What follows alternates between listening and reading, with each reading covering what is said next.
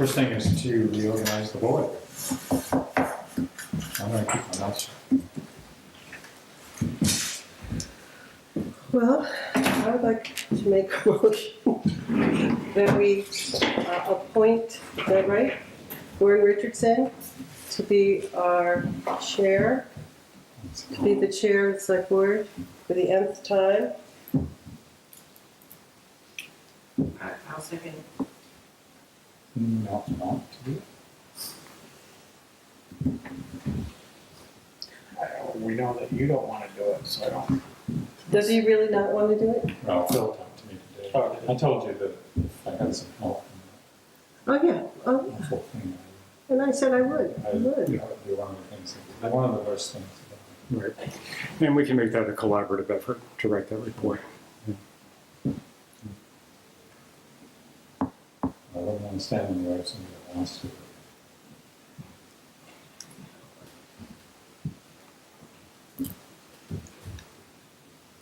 I wasn't on it. This is a discussion, This we're is- discussing, and Gordon's looking for input about whether or not anyone else is interested.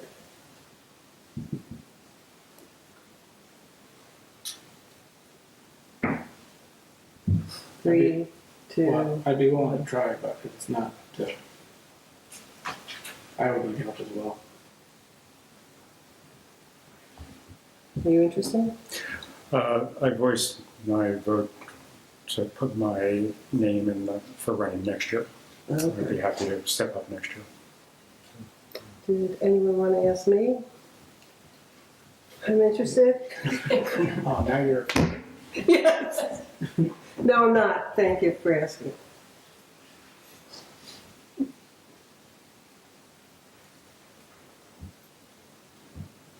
So can we take a vote? I'm not clear on what. Yeah, That was we'll a put it- discussion, we had a motion, I motioned, you seconded to appoint Gordon as chair, we had a discussion. So, now we can close the discussion, take a vote on whether or Oh, not. I'm still in charge. Okay. Well, you said you didn't want anything to do with it, I thought, so, Mostly about as far as the votes. okay.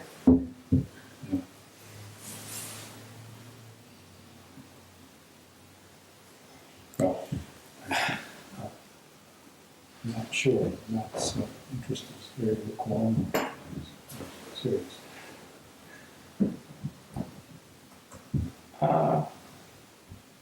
Somebody has to do it, and if you're willing to do it, that's fine with me.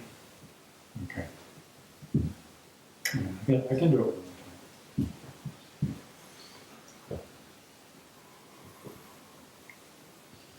Okay, I'm set with that.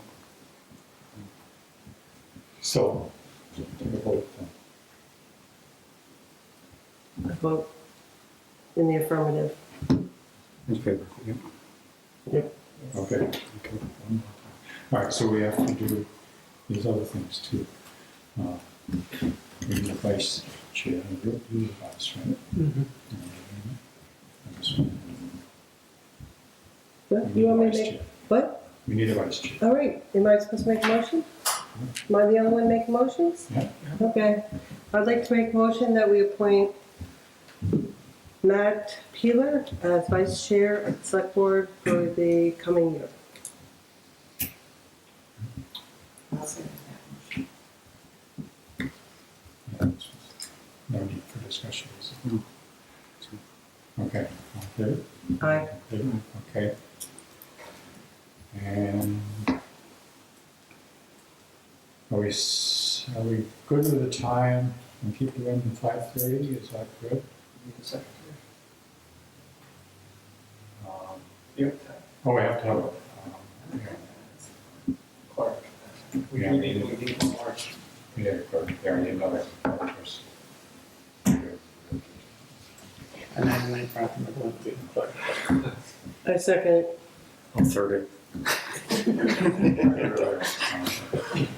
Okay, that's good. Okay. Thank you, Martha. Yes, thank you. She's got to see. Because what Password, sorry, on the column. So, meeting time, not stay the same, is everybody good with that? Yes. Gordon, I'm sorry, you're behind the. Yes. What's that? You were behind your. Oh, yeah. Meeting, well, thinking about the time of our meeting, is it, we're gonna keep doing 5:30, is that okay with everyone? It's not gonna be- Yes, I like it. We get used to it, I think it's Yeah. First and third Monday. a little, yeah, disruptive or something. Yes, same first and third unless, but we need to understand that sometimes we can move that for reasons, which we do. And I think the other thing is, It's a regularly scheduled time. yeah, that's right. Yeah, first and third, unless for some reason it doesn't make sense. Sometimes we have a holiday, sometimes we have some other reason. Okay, meeting format, I think that means that we will try to use consensus on our decision making. And vote when we think it's not working. Or if we think it's a good reason, and sometimes it's a good idea to vote. So is that the way we've been doing it? Is that okay with everyone? Yes. Yeah, I think so. Okay. We need a newspaper of record, which is the. That's been validated.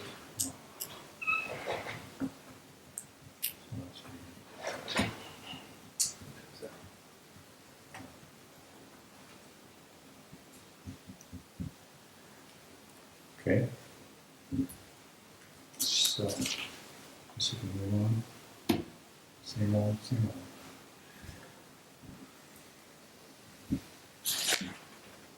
Okay, now, the minutes. Are you happy with the minutes? Yes. Yes. I don't like that it says select men's minutes, but I'm sure that can be adjusted What does it say? What is this? On the agenda. on the agenda. Number one. Not you, no. I'm looking at Dave. Doesn't bother me, Dave. No, if I were you, it wouldn't bother me either. Call for a vote. No, you know what my suggestion is? Let's make it select women's minutes and orders. And then, I'll be happy. Say that a little slower, stop. Select women's minutes and orders. I see. Let's see who gets bothered then. I think we need to take a vote on that one. There's currently 56 genders, so we could spend a lot of time talking about this. Okay, how about if we say select board? I was making a Abstaining on point. this conversation. All right, select board. That's easy. Minutes and orders.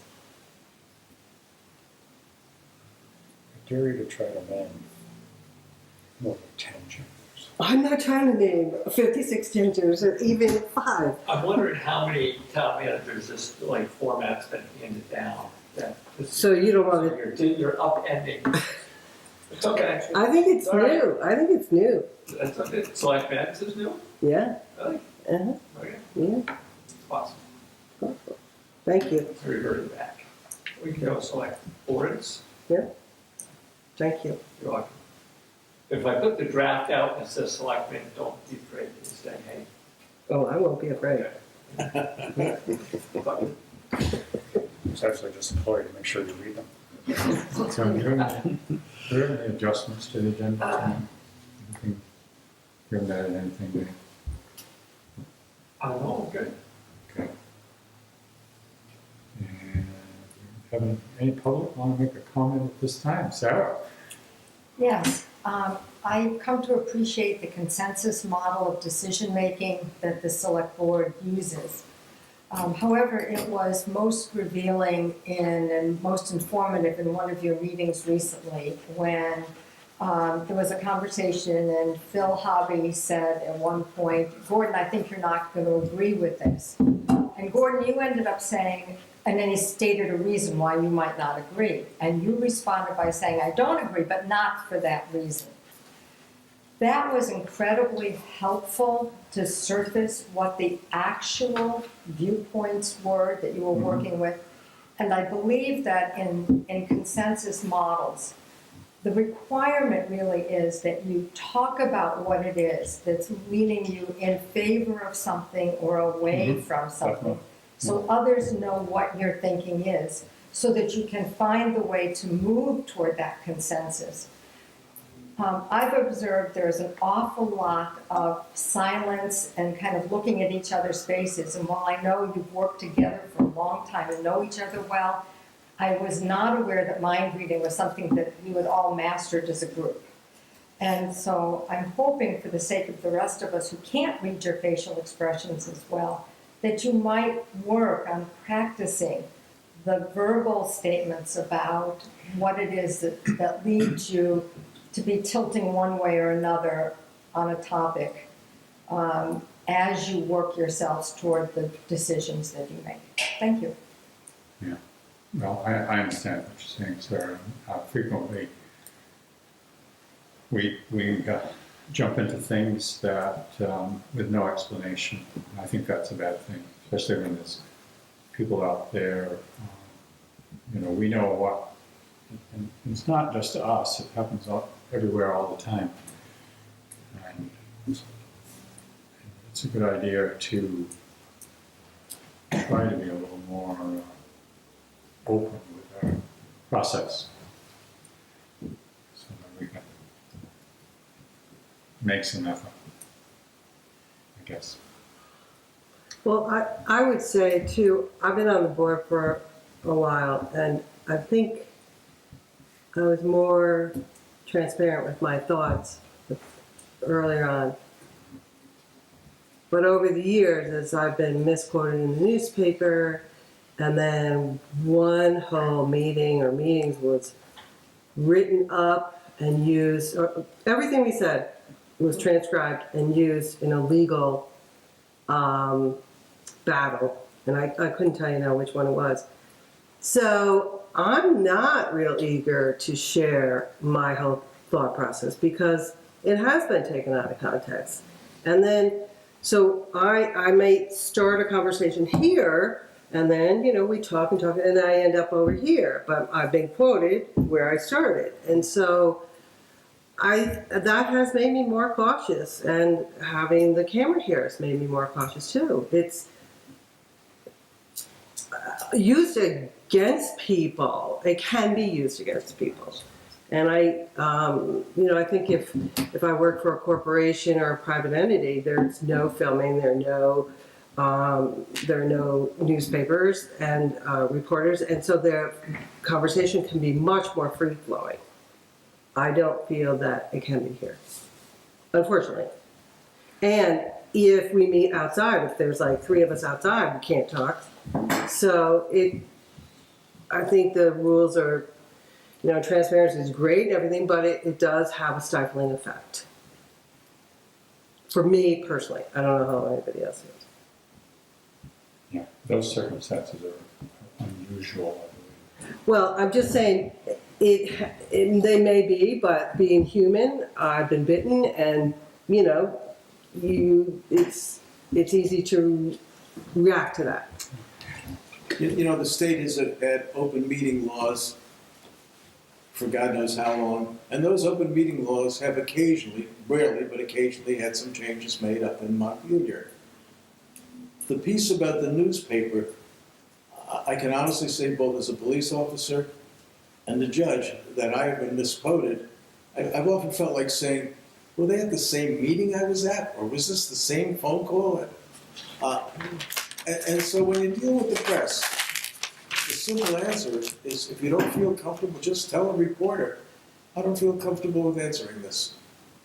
Or I want to wait till we're further along in the process before I make a statement. But It's not going to go away. if the reporter's not asking a direct question, but just quoting a conversation, and I'm all for the free press, I think they are a foundation of our freedom. Okay, I'm not saying that, but it depends who the reporter is. Some of them are really good, and others just use quotes to build an article, and it can be totally out of context and make you look like a fool. So, and not reflect how ultimately you came to think about an issue.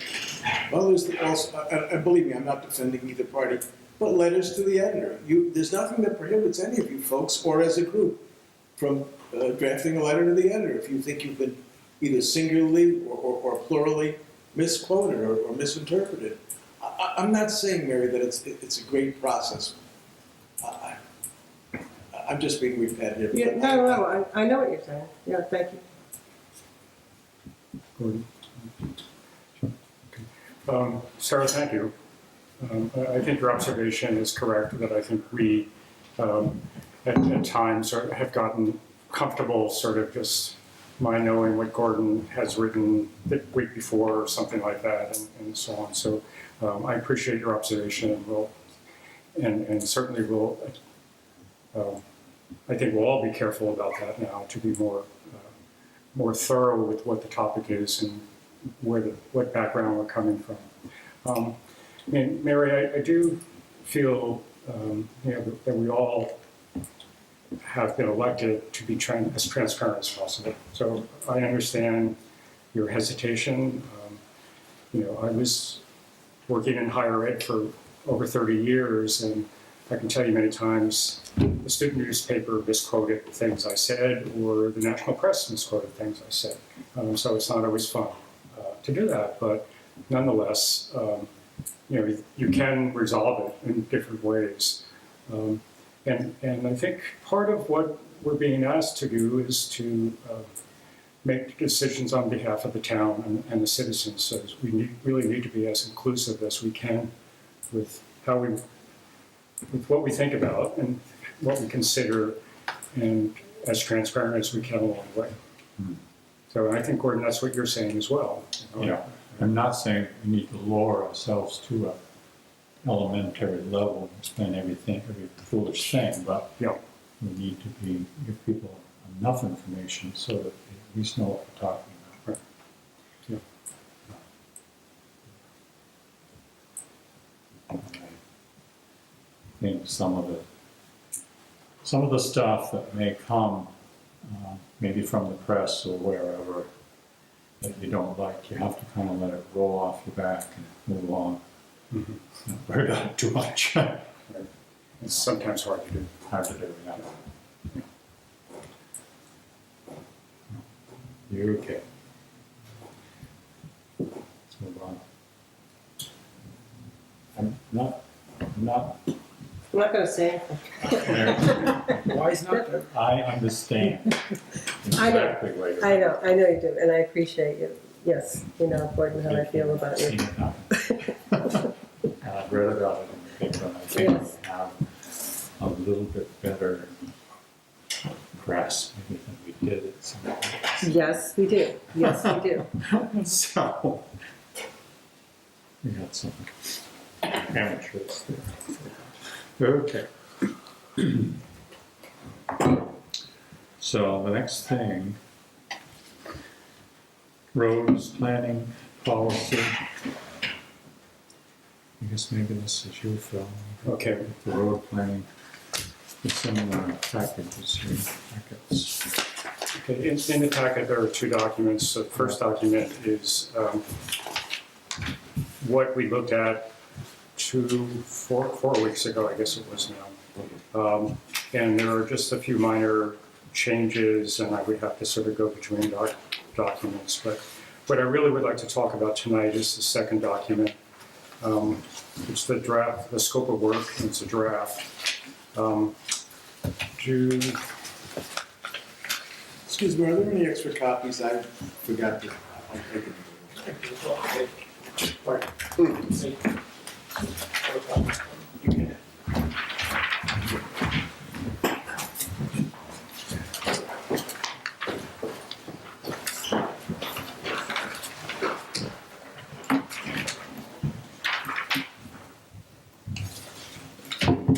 This is one copy.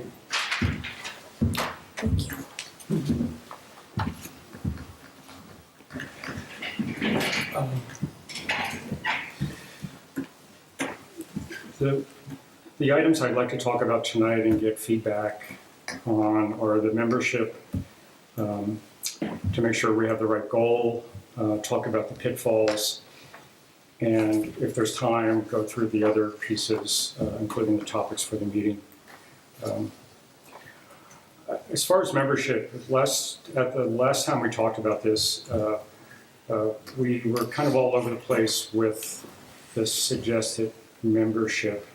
And in giving it some additional thought, I would like to stick with what I was originally thinking of having 2 select board members, 2 planning commission members, the town manager, and two citizens. To that point, I have written to the planning commission and requested that 2 people be nominated to serve on the group.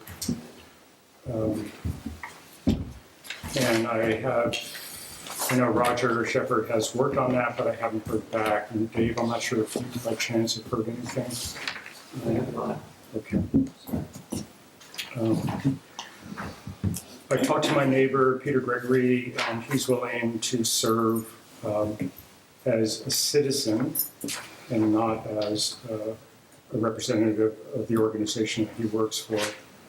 So part of what we should do, I think, is decide who from the select board would be on this group, and if you're comfortable with 2 people in that proposed organization, 2 planning commission members and so on. Well, it doesn't say that it says 2 citizens. Oh, I see, the 2 planning commissions, all right, so not the regional planning. So the 2 citizens are Peter Gregory, not as a regional planning commission. Correct. Okay. And someone with engineering background, like road engineering background? Well, an ideal candidate would be have some engineering background, and I would love to sort of have a female, because right now what's emerging is we may have, I don't know what's going to come out of the planning commission, if there'll be any females coming out of that nomination. There are many others. I'm not familiar with that. Okay. Okay. So, Planning commission. yeah, I have some. So I've been walking around asking people who might be, who might be an engineer, of an engineering type that would be interested, happen to be in town and so on and so forth, and I haven't come up with any names. But we did come up with one name, but they happen to be so busy with school board stuff right now that I wouldn't. Let me just suggest something simply for consideration, not my opinion. Someone from a road crew, such as Bill. Yeah, I talked About that? talked to Dave about that, and originally I was hoping to have the road crew foreman, and rather than have them on the committee on a regular basis, I think what we'll do is bring them in at some point. But we definitely need to sort of have that representation for them. I did talk to Dave about that, and I just want to honor what his thinking is to let's not bring them in full-time for the commitment. Okay, well, I'll come back. So my esteemed colleagues here, I need some help with membership.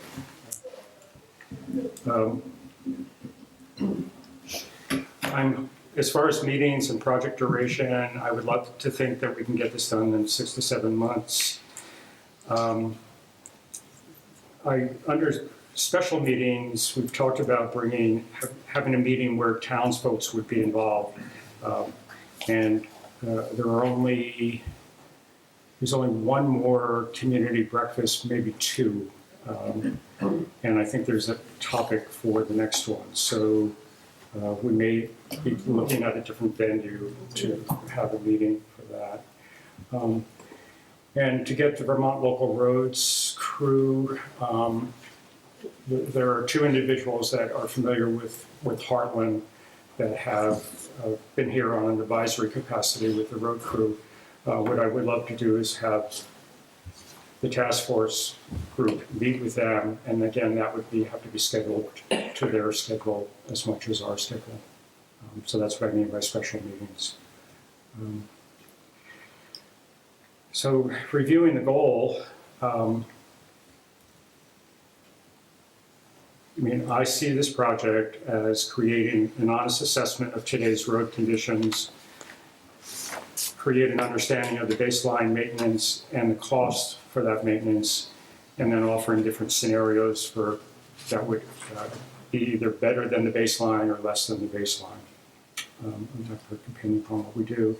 And then ultimately, again, the purpose of this group is to come with a recommendation to the board, and the board would then vote on that as a direction it would implement over time. I put pitfalls in, just trying to sort of think about projects, what would derail this project and what would keep it going. And essentially, we will not be critiquing the highway crew, but really talking about the state of the roads and what we can do about it. Not get stuck on any one component of the road maintenance. And we'll need to have knowledge of all the pending state regulations that are coming. And we know the hydraulically connected brooks, that's the one that keeps popping up a lot. And we'll have a survey of that done by Two Rivers. Dave helped me sometime this Late spring, late spring. summer. Okay. at latest, maybe August, somewhere in there. Yeah. I just took a stab at what we would be discussing about what makes up a good road, and you can read that list. I thought of cemeteries, but I didn't put it on there. But I think our roads have character, just like other Vermont back roads, and this is not an effort to change that character, but just to basically do what we can to make the roads as safe and as durable as possible. I think the road characteristics are really what I was talking about. I just talked about that, the history of the history of the roads, where they are located, and other environmental factors. So I threw out a number of items that would be projected topics for meetings.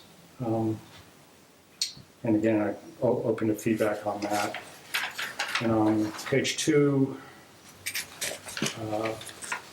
the real deliverable, as I said, would be a report of the suggested baseline back to the board, and then the board would work with that. So that's my high level, what I'm envisioning. High level will be that first page, and a little bit more about how to do it. And I'm open to your thinking, who's sitting there thinking about how to proceed.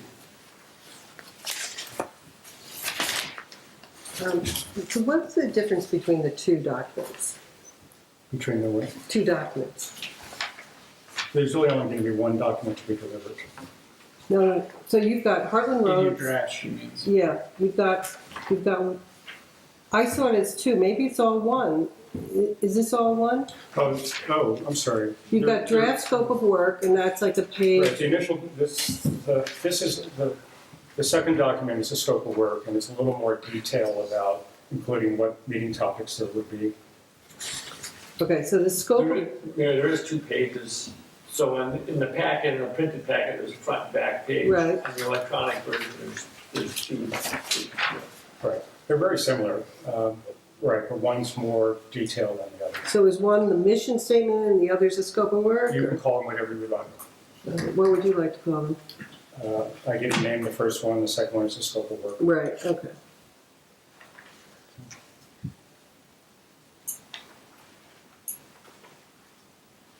Yeah, I was trying not to get in the trenches with real detailed project management pieces, but I can go there if No.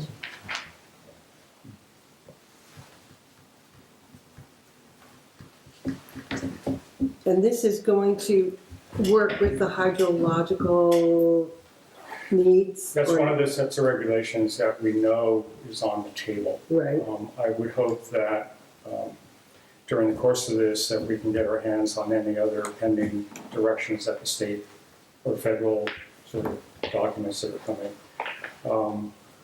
I would have for the group our current road standards. Obviously, the survey that's already been done on the roads. Gordon has given us some great articles on trees, and the importance of trees along the roads. So I'll put together a packet of materials, but as far as regulations are concerned, and I'm gonna look toward Dave and the Vermont League of Cities and Towns to sort of just see, to make sure we're on the right track there. And my feeling is if we're doing this work, let's dive as deeply and widely as we can, and then to save us as a select board from doing all that detailed work. yeah, I didn't see that specifically, I saw water management, but, so I didn't know if that was referring to the hydrological requirements. Those requirements are out now. I don't know if they'll be reinterpreted. So it is gonna be part of this, Yeah. okay, We've done it. great. So I'm waiving the State of Vermont Agency of Natural Resources, Department of Environmental and Conservation, Vermont Pollution Discharge Elimination System, has a mnemonic, general permit number, I can't read the number, for stormwater discharges from municipal roads.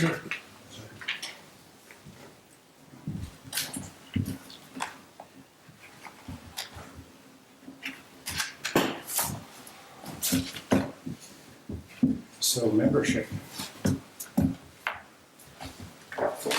I know somebody on this board who's very interested in roads. I'm interested. Yeah. All right, good. So it's, there's the two. Unless we need a woman. Nice, nice move. I don't think gender should be a criteria. Neither do I. Experience It was should brought be. up earlier. That's You- the only reason I It said it. was, I know. Simmer down. okay, nobody's boiling. Nobody's boiling. You are very interested in roads. Roads, you're very interested in The roads. numbers too, and I think they should be Phil and Gordon is who I nominate. Mark's already got a full plate being chair. In fact, I don't. Well, you're not chair, I'm you're trying to run a vice chair. business. I know. You know, Matt, I mean, It doesn't mean I can't participate. Oh, right, okay. that's my question to Dave. I mean, if we wind up with 3 select board members, what happens? If we have 2 on the task force and everybody decides to come, is that, we're no longer having a public meeting? Oh. Are you gonna have them meeting, warned meetings anyway for it? So, I would think they would be one.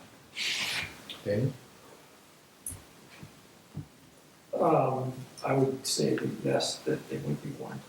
But, so I want to check with the LCP. I believe it was either talked about being passed or it actually passed where, incidentally, you know, like the Hartland Community Connections breakfast, 3 of you just incidentally showed up and, you know, you happened to be there outside of, you know, just or at a Windsor football game or something like that, you know, or whatever. The Hartland Community, the breakfast Sunday is, night. Last night, there were 4 of us there. I think the breakfasts are probably the prime example because there's a semi-formal, you know, municipal, you know, discussion or something, and it's completely possible that 3 would show up.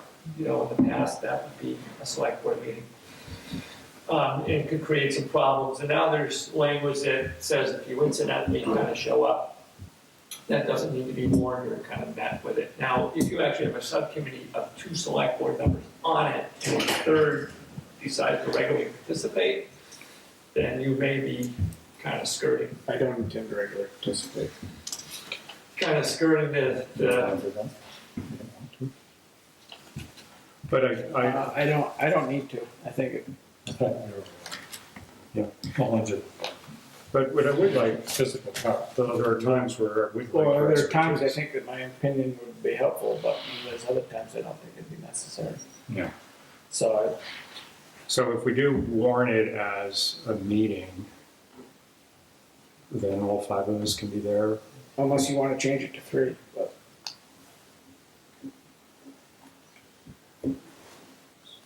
I was trying to keep it at 2 to I- make it flexible if we needed to meet without a warning. I think, check with BLCT, I think that if it wasn't on a regular basis, I think that if the subcommittee meeting were warned and, appropriately, then you're okay. But I think that if it became, a regular occurrence, then that obviously is no longer just, because obviously it's become a select board meeting of some sort. And I think that then that's changed the game. Dave, when we had the committee working on the house thing, Yes. didn't you warn those meetings? Yeah, there were one. It was only 2 select board meetings. That was on it. Yeah, well, the point is, when you have I think when you have a committee that's appointed by the select board, that it should be warned. It would be more in that way, but if 3 regularly started coming in, it's not a subcommittee meeting, it's a select board meeting. Oh, You sure about Reality. that? That's a Yeah, good question. Can you ask that question? I can, but that's reality, that's what it is. Okay, joking aside.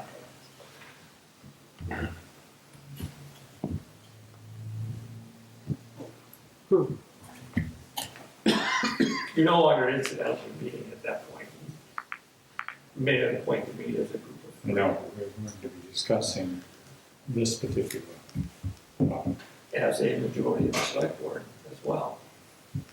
there's no reason not to warn it. I mean, that way Matt can come anytime or not come. It's always warned. If he shows up, you don't have to worry about it, right? Or that's not what you're saying. Well, I believe what I'm hearing is if you warn it as a group, a task force that's meeting on the maintenance and planning of roads, that's one thing. And if we regularly have more than 2 select board members, then we have to, I believe you're saying, warn it as a select At that point, it would board be a select meeting board meeting. that happens to be focused on. Can you run that question back by the league? I can, but I'm, Yeah. well, you're purposely meeting as a group, but the other that's- thing is there's no decisions being made. But Well, I hope No, maybe- but there's open and active discussion on the Right. select board, of which, you were meeting as a select board at that point in time, and you're, essentially not advertising it as such. And, that's, Okay. I still would like you by the league, because to me, this doesn't quite make sense. See what they say. Okay, I'm losing track of what the question we're asking right now. I mean, I was sticking with 2 select board members with the idea that others would be attending as they would like and are welcome to be part of the discussion. I think that's how we're aiming to do, Mhm. unless if we could find out that, because it's a specific topic we're talking about, and that there are 3 of us there because of our interest or our qualifications, for a need, then does it have to be called a select meeting? That's what I think.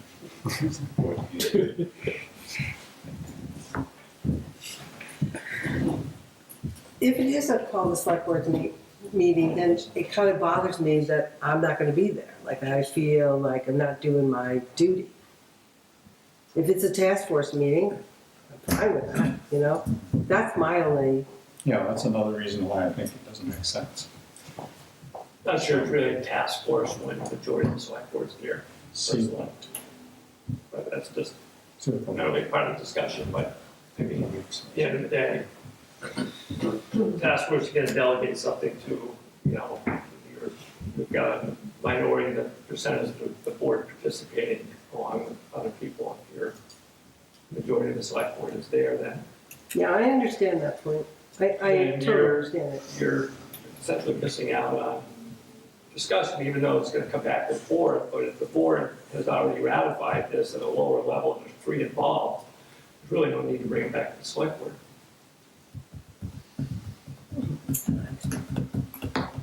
Slippery slope. Wow. The other thing we could do is, if it turns out that it's definitely a select board meeting, if we were the two, and I could say, well, this is some more questions here we're gonna talk about, but take the knowledge of someone who's done this kind of work. Mhm. I could stay home and Matt could go. Instead. I don't know how to answer that. How does that work? Does that work? I think you kind of missing, it's essentially a planning document as I understand this. Right. Yeah. Essentially there should be in the planning commission's hands, in which we come to you in a roundabout way, and I think that, it's kind of a little divergent from that, in which you're asking two select board members and two members of the public, which is kind of fine. But I think that, you're acting as if this is some high stakes game of,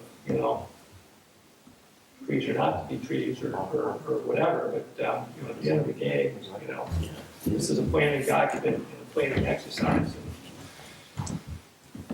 And, it's all, that's my own comment, but.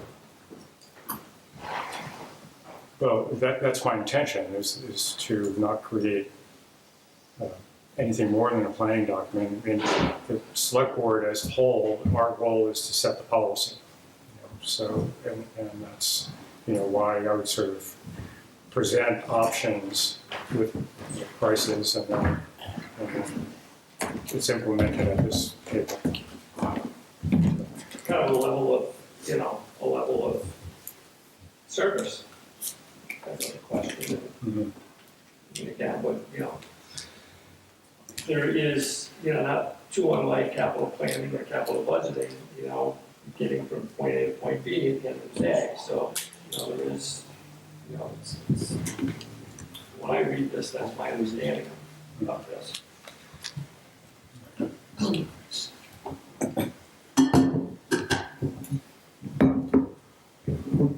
Okay, so there's a few questions to be answered about the formality of, is it a select board meeting or is it a task force meeting?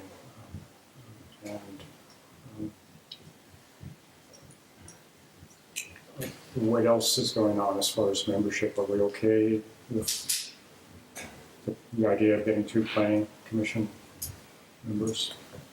Okay, good. And please let me know if you can think of any citizens that would be interested in, engineer or not an engineer. But, What about Mike Willis? He's a civil engineer. I mean, I don't know whether it's a civil engineer. I'll be reaching in to use one of his reports. He recently, just about, 14 months ago, presented something to the board of the state of the Cucci Road.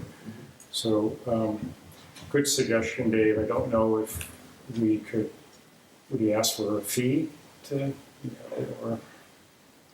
I think, my history with Mike is he's pretty civic-minded, but he's in business, the civil engineering business, obviously, Yeah. to make money, so that's a point well taken. Yeah. And I don't have an answer for him. Okay.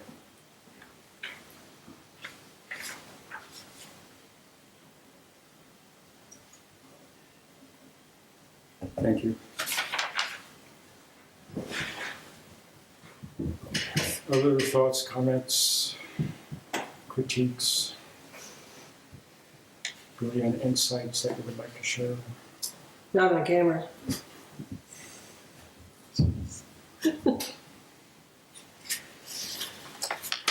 Okay, then I'll continue to plug I it got one out. question for you. Yes. Do you have any ideas of how you're gonna come up with the numbers, whether it's an average per mile? Do you plan on looking at every inch of road, or do you just plan on taking an average? Or I think it has to be an average. I think we have to use the numbers we have today. And then, if we're talking about increasing the surface, then 65 miles times some cubic yards.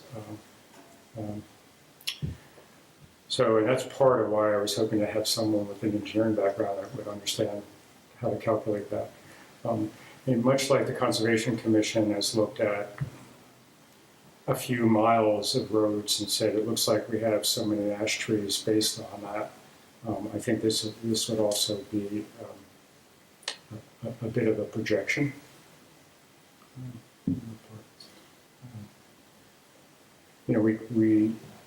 So I think that's the best way we can say it. which I think is the right way to go, because it seems like when you read the document, it's awful broad. Yeah. So. Yeah, and that was one of the references where I don't want to drill down to sort of, we have to stay broad. Yeah. We have a lot of things to consider, and I don't want to get lost in the weeds, or lost in the ditches. How soon would you want to start meeting? Since I feel like I have a crew, Is this one meeting a month, or are you not? I would hope it would be no more than one meeting a month. There's an awful lot to do, and to be honest with you, I'm not really sure how to load up. There's a lot of reading material, so that's going to be, I think, will keep people busy in between meetings. What does that mean, how to load up? If I give you 100 pages of reading material, what's your reaction going to be, and will you read that before the next meeting? Stunned silence.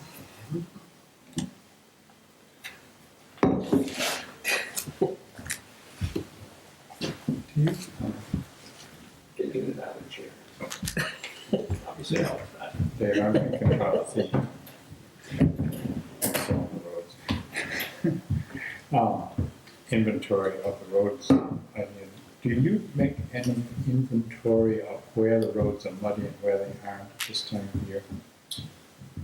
They drive the roads. And do they write this down?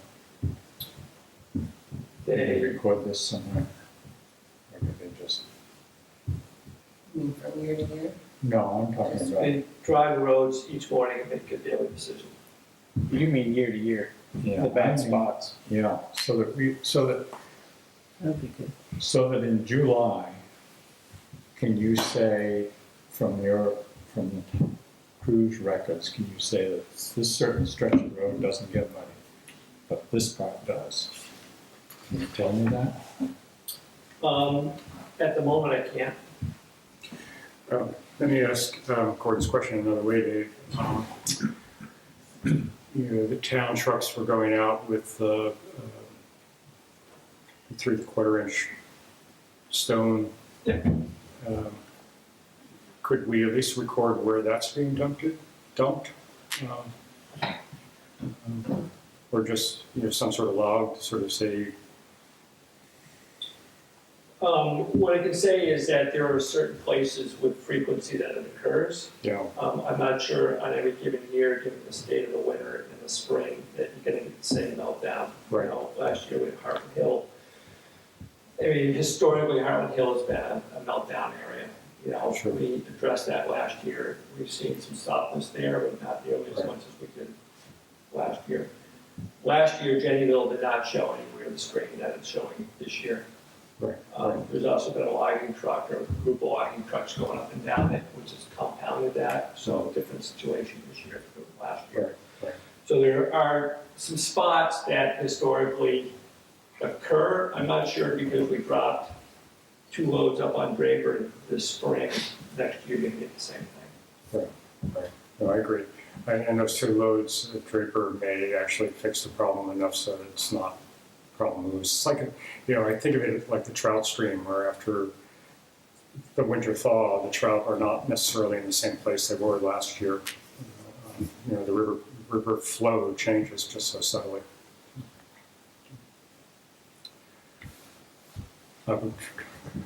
Yeah, good question, Gordon. It would be great to use whatever information we have.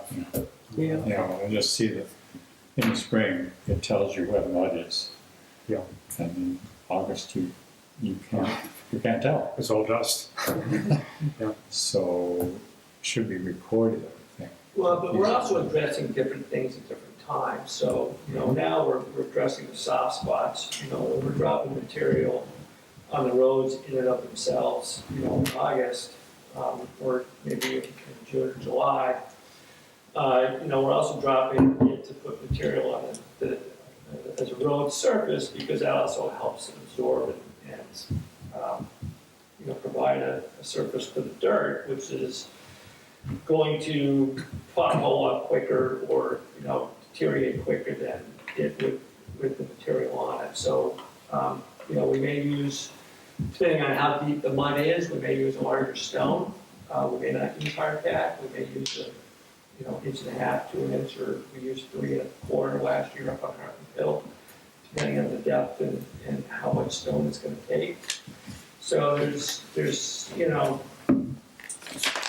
we're addressing different things at different times, and we, even during the spring, we may use different size stone. At the moment, actually, we've been dumping kind of a mixture of stone and hard pack in places. So, again, just kind of. Well, I know in the past, there have been times when we have treated a mile or two of road, maybe not say a mile, because we knew that it was getting thin and that there was an area that had a lot of mud. So you do that in the summertime when it's dry, put the hard pack on this thick. And Yep. But again, it does more than just the mud in the springtime, it Oh, I know. provides, a year-round, having that material on grounding and getting it off is going to provide, hopefully the goal is to actually get less potholes, and less grading as you go along. So, there's multiple reasons, as to why we would want to put down, yeah, but 6 to 10 inches of hard pack. it works both ways. So sometimes if you make a road too dry, if you put too much material on a base in an area that's high and dry, then you get a washboardy area that doesn't have enough moisture. It just makes sense to know where to put it, that's all I'm saying. Point well taken. Yeah. Thank you.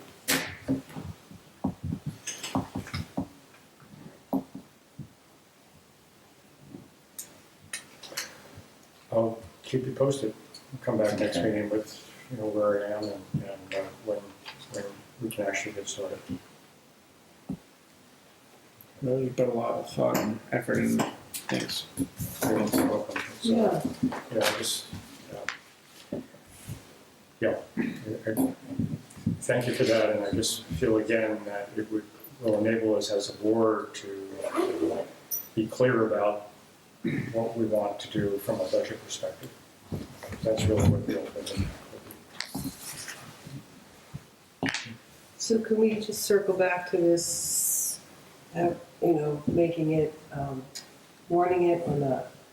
I think that's. You gotta warn there's them some- either way. Okay, so- The question is really, How it's if warned. you are gonna incorporate 3 members from the select board on a continuous basis, then we really created a task force where it's It's like it's Okay, So that's information to be obtained. okay. We'll probably just confirm what your feeling is anyway. okay. The LCT tends to run very conservative in their opinions, Yeah. so I would think that they would probably err on the side of caution on this. And you may want to, as a board, ask yourself whether that's, what is it that you're trying to accomplish here?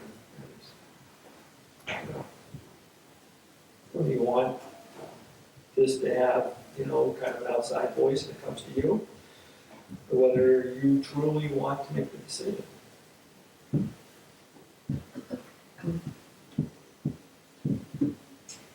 she's gonna, at the end of the day, you know, the make or not make anyways. Okay. Oops.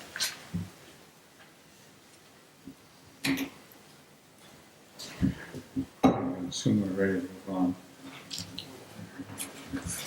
So,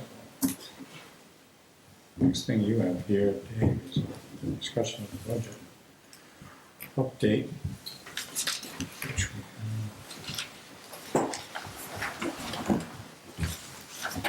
And again, this meeting I'll defer to Mark, give the finance update. Evening. Evening, Mark. Back tonight. Yeah. Select board meeting. We're just percolating along with the general fund. We're in the 8th month of the year, which equates to 67% spent through the year.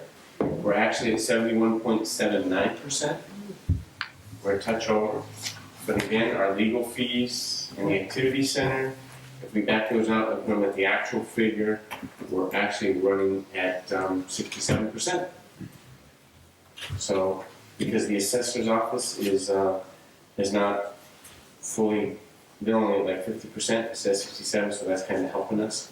Obviously, that's going to change in the next couple of months as we get closer to their deadline that's coming up. Well, also the state police are way, way under. They are. I think the behind on the billing is dated as said in the past. I've seen the bill in about 3 weeks, so. So that's gonna, Yeah, so that will, obviously, that's gonna equate into the equation at some point here. Otherwise, we're pretty much, everybody's, the finance office obviously is over budget because it was under budgeted at the beginning of the year, not knowing how it's gonna face this year. So that's where we're looking at. The listers is out, absolutely helping us at this point. Finance office is not.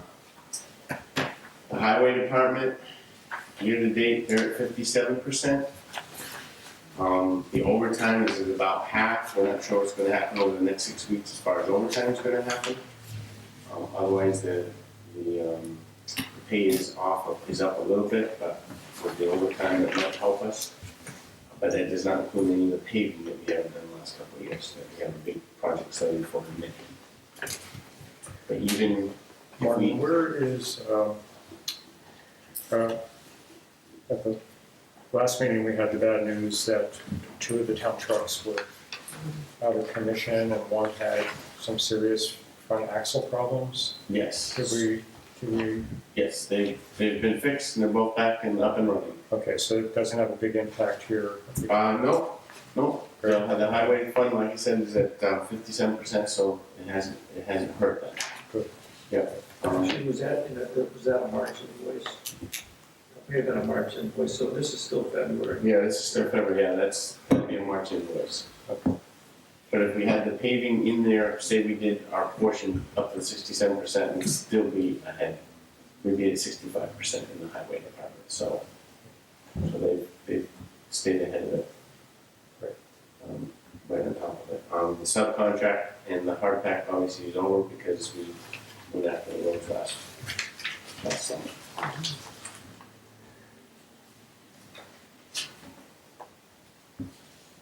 The town garage, we had to fix the furnace, so that's up a bit for the year.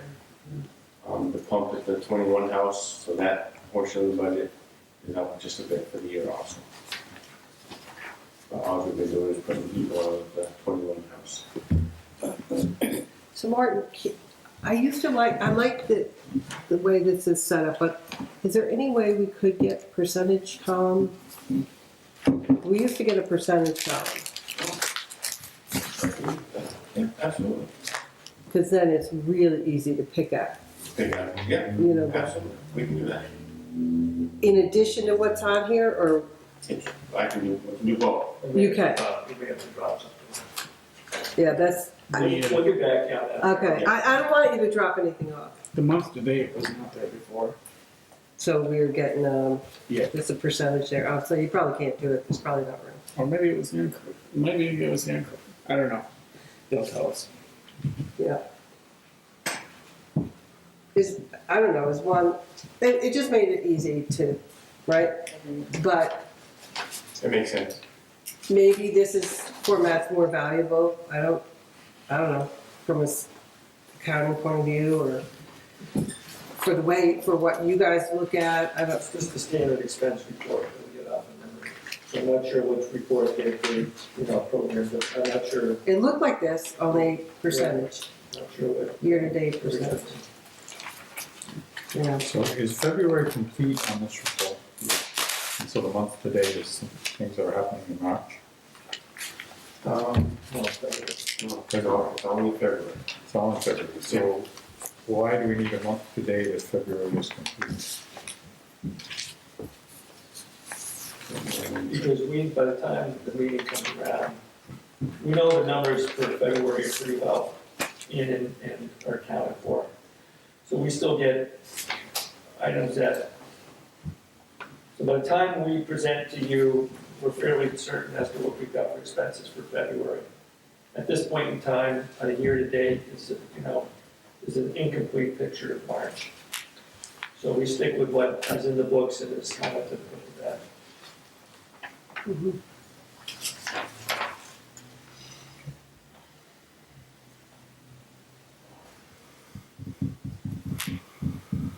For instance, if we did a year-to-date, what you would just sign wouldn't be in here either, so February is done, it's come and gone, you're looking back at, a snapshot of the first 8 months. We're involved in March, it is still ongoing, and therefore we don't report on those kind of time.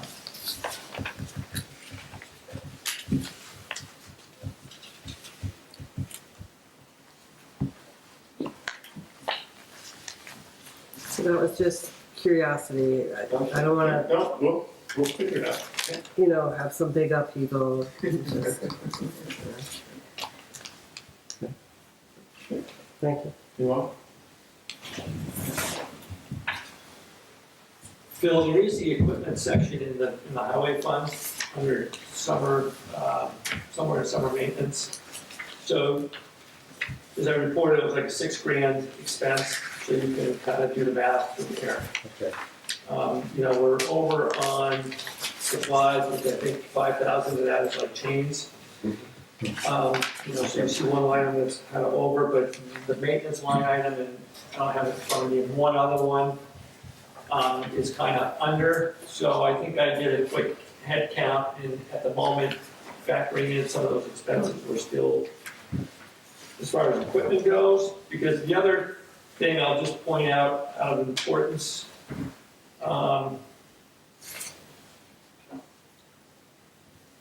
which would be page 2 of 3 under the highway. So under page 2 or 3 of the highway, about 2/3 of the way down, you'll see the equipment section. It's right underneath the paving and resurfacing, and we go into equipment. Yes. So those are estimates. What we used to do is we just used to send one amount, essentially like $280,000 to the equipment fund, and then we used to just run all the expenses out of the equipment fund. So we brought that out and we put it into the operating, expenses, and so we're showing this in the highway. So we've now got supplies and maintenance and fuel and tires and tubes.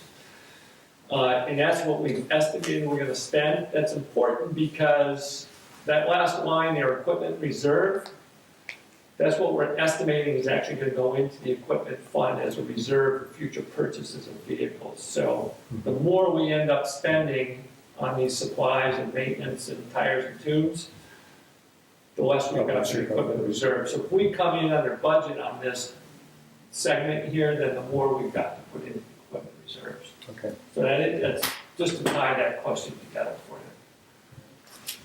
What's going on with the sidewalk machine? I don't know if I've heard the latest, other than that the throttle cable was an issue. So I know It's a minor repair then?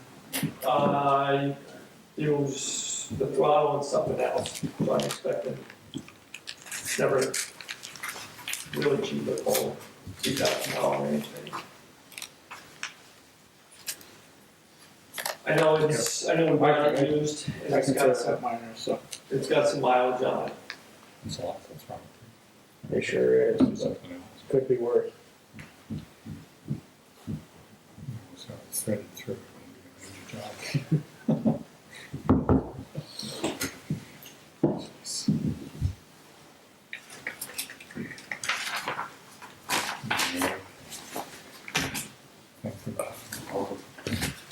Thanks, Martin. Yeah, thanks, Martin.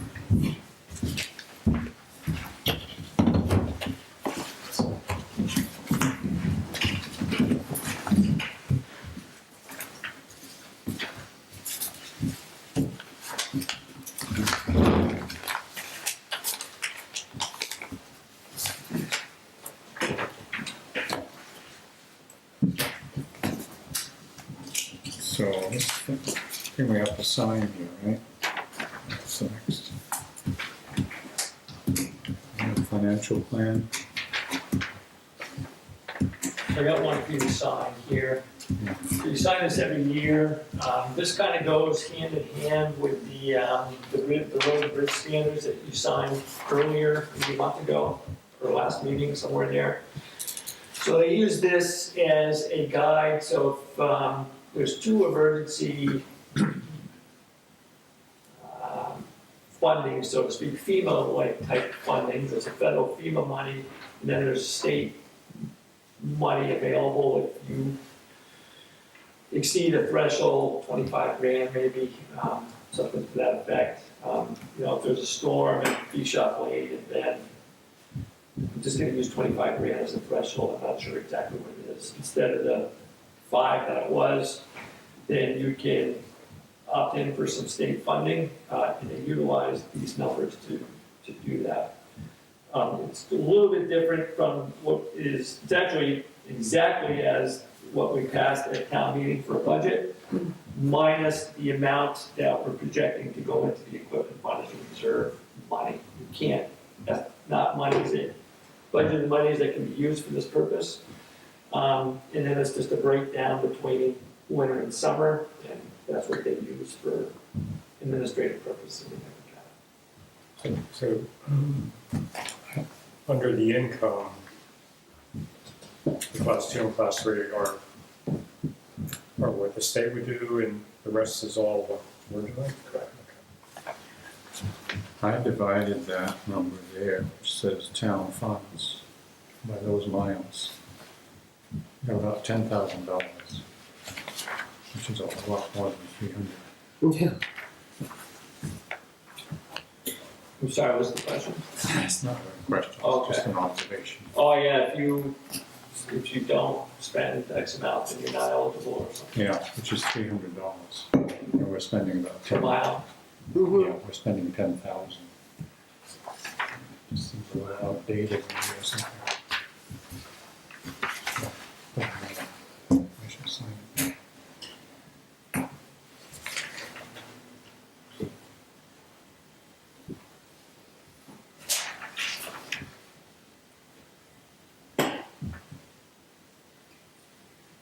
This is 318.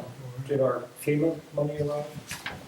It did the 28 exact arrived. Okay. The remaining 5 coming from the state portion of that funding. So FEMA is like 75%, and then the rest is split between the state and the local share. And this goes back to July of, Back to 2011, 13, good things take time. just goes to show you the amount of projects and closeouts that the state wants to do regarding that reading. Yeah. I think we were getting near the last on the list, I think. Yeah, I think so too. Lots of documents.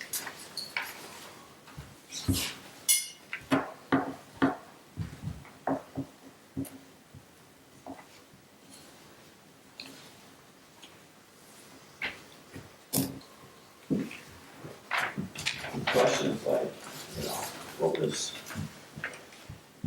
the highway foreman ever had, you know, on Monday of, you know, 2012, it's like,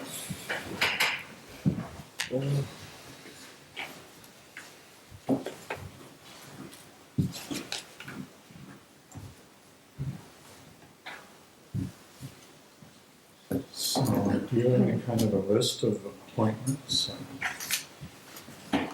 so next meeting, so this is a review of open appointments. So, I've got a list of a planning commission member that needs to be reappointed.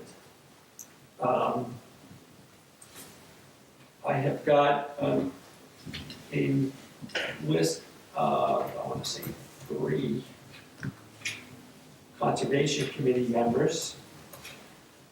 There are 2 with the rec center, the rec one, there is 2 to be renamed, and he's gonna have 2 new ones. And he will have a little bio on them for us for next meeting. But what I wanted to do is review, so we'll do those, we'll actually make those appointments next meeting. You've got, with the planning commission, I want to find my letter here. So you've got, that's, I believe it's a 9-person commission. At the moment, since we're only reappointing 1, it leaves 2 open spots. And Roger was kind of like, yeah, we're okay. No, we can fill those. I guess I put it to you as to whether you want to advertise that we've got 2 spaces on the planning commission. I found it. Jeff Bell didn't formally resign, but he had some health issues, and so he is no longer attending. We would be renaming David Strauss. Next year, Roger Shepard, Daniel German, and George Whittle need to be renamed. Whether you want to fill 2 extra spots or just let it go with 7. He basically says we're okay at 7 members. Historically, has it been 9, or is it just, did it grow to 9 recently? You may not know that, Dave. I gotta believe that is the makeup of the board. So I don't know when the board can ask the select board, and the select board can cut that to 5 or 7. But this seems to have been a working 9-member board. I don't know for how, I don't know the history here. Yeah. Truthfully.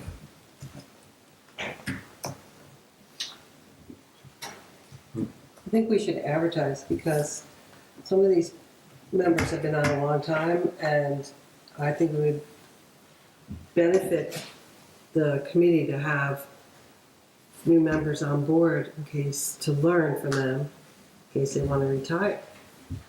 So, So Rogers is saying the current makeup of 7 is okay. That's what Just he's, understood. that's what he's saying.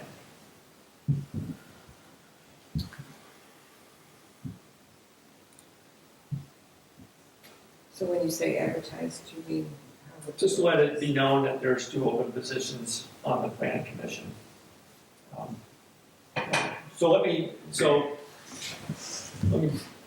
out the other 2 positions, so there's a little bit more, and maybe you can just digest this all at once, because I would think that maybe I'd throw it all out, post it on the public postings and perhaps the listserv, and, depending on timing, down the road, we may need to go to the newspaper on one of them. But, so the health officer is another one.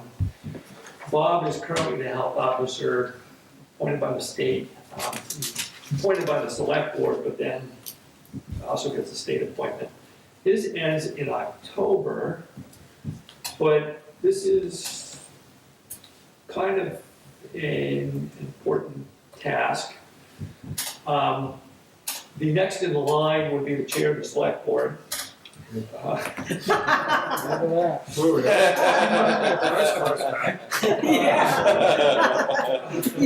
a bullet. I actually filled in that position one time. I didn't do my duties once upon a time.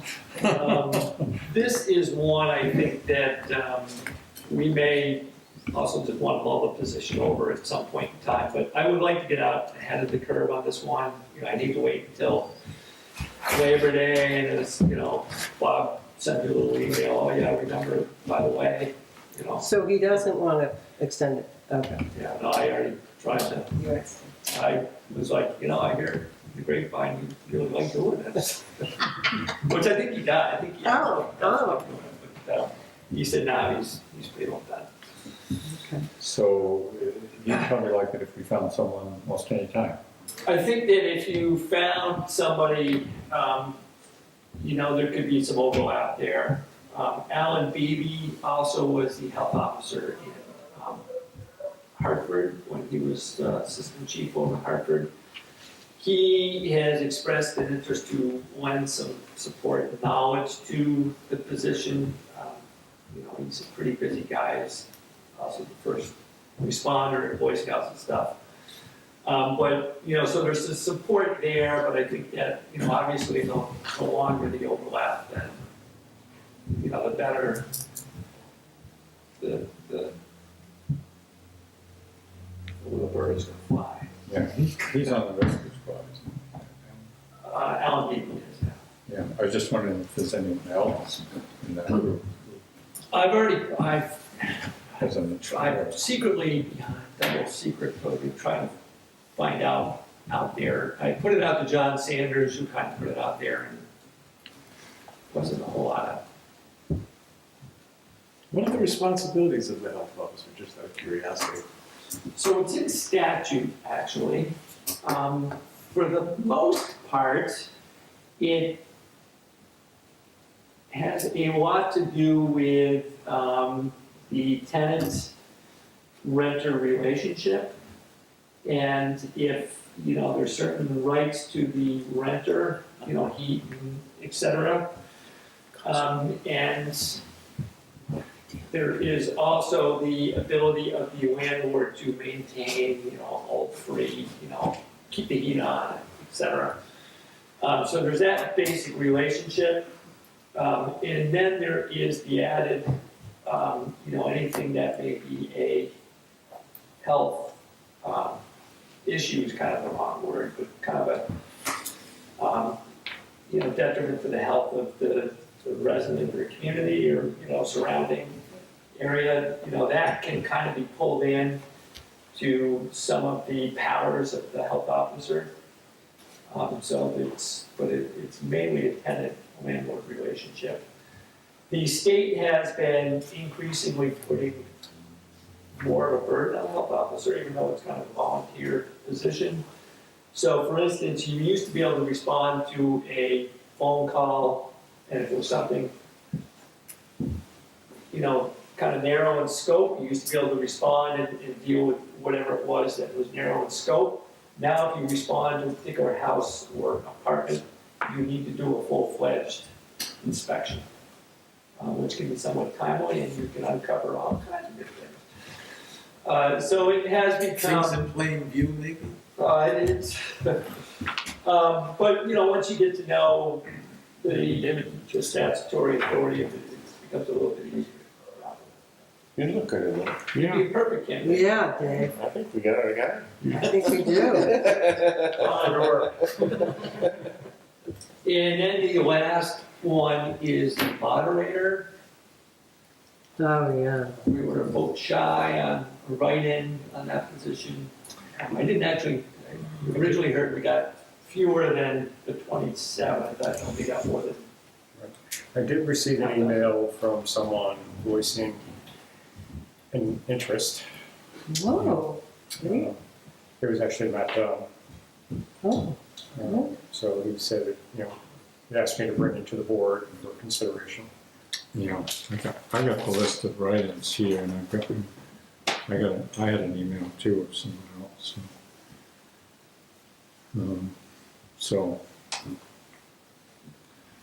I think the moderator, the person who got 27 votes write-in would do the next, if we have a special meeting, would be willing to do that meeting for the intersection. Yeah, great.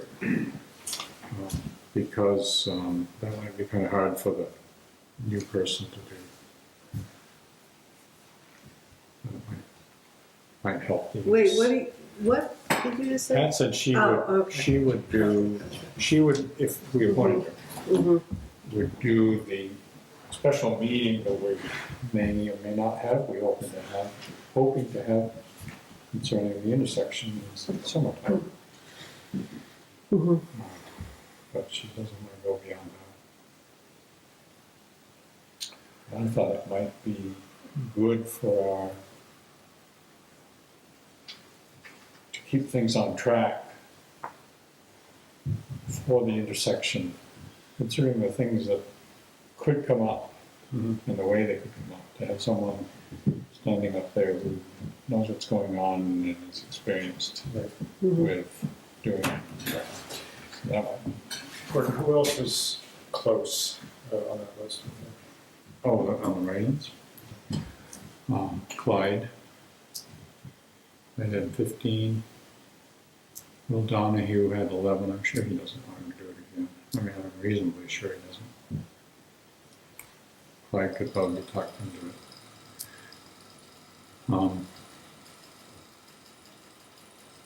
Who is Dan Nelson? Is that somebody you know? Yeah, He had 8. he's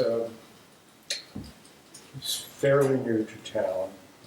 He was the town moderator in Hanover for a couple of years Mhm. when he lived there. Yeah, and we also have Michael Haney has shown some interest. And it was Jennifer Grant who emailed me with interest in doing it. So we have some names. I don't think we're going to be left high and dry. Okay. And is it true that the school board will take care of the school moderator? All we're doing is the town? I'm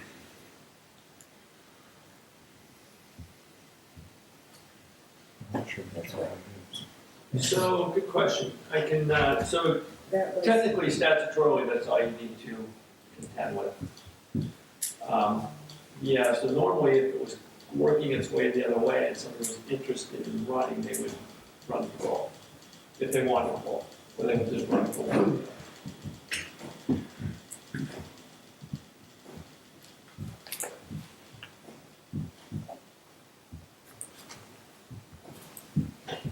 Tom Campbell got a couple of votes. Michael Haney got 2 votes.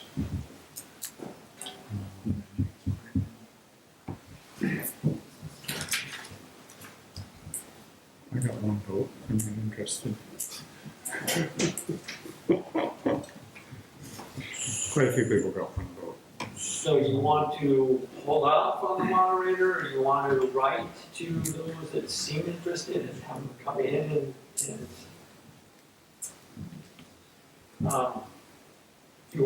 should I proceed with the health officer and maybe even do any commission members, or?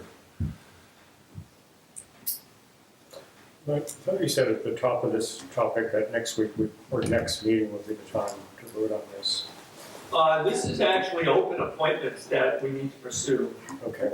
So the other ones are kind of people that have been serving and are ready to be reappointed.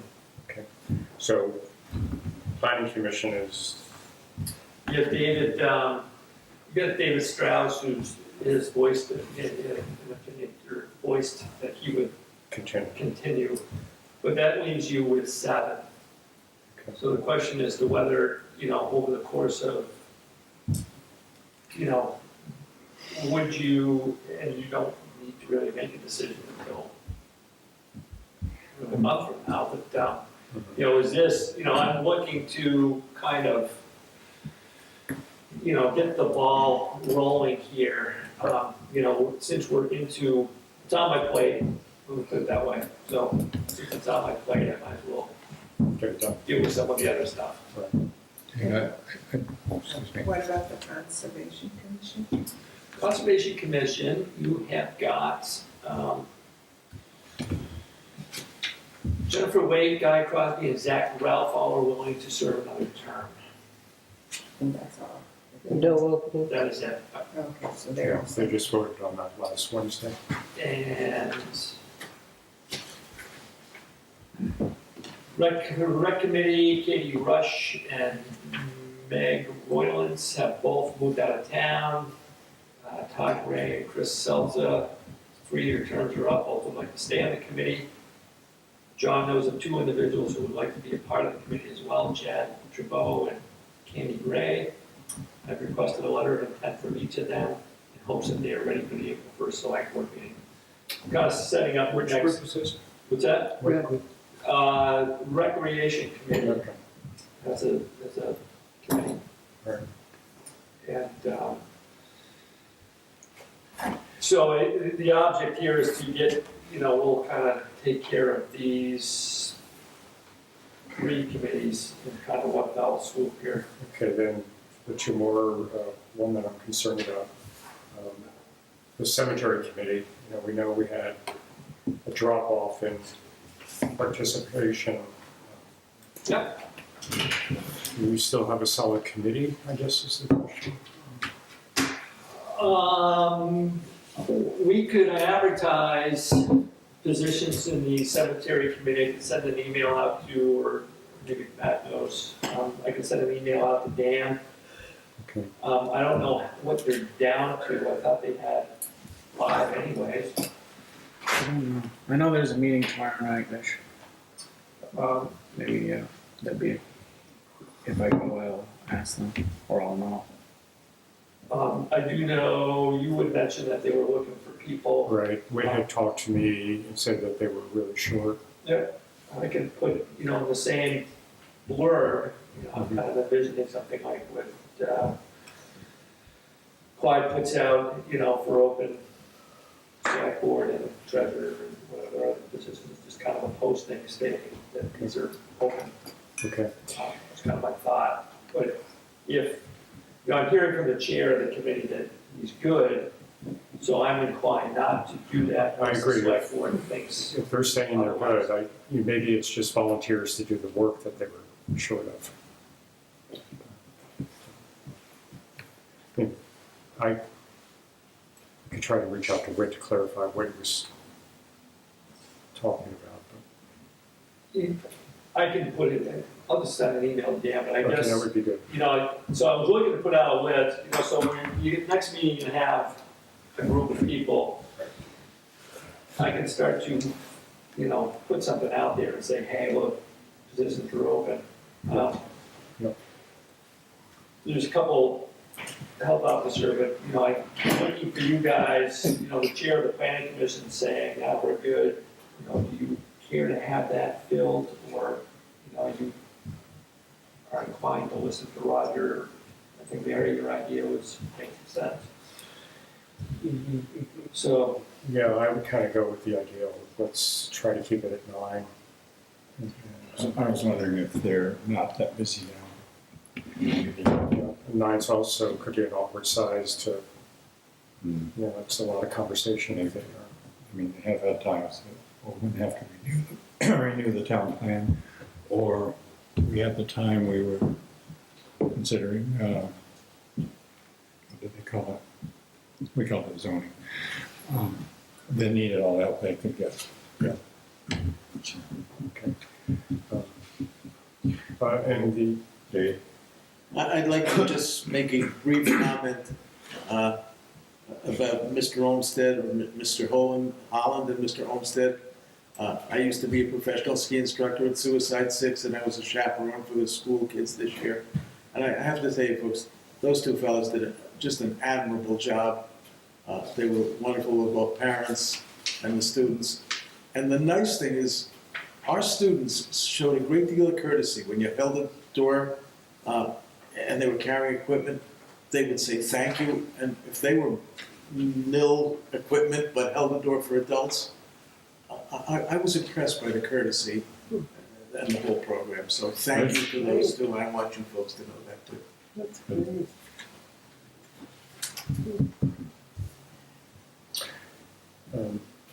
Energy committee, I don't know where the membership is there. Thanks for bringing that up, let me write that. I sent out a note to Laurel, email, she said, great, thanks for reminding me, she's gonna bring it up at the last meeting.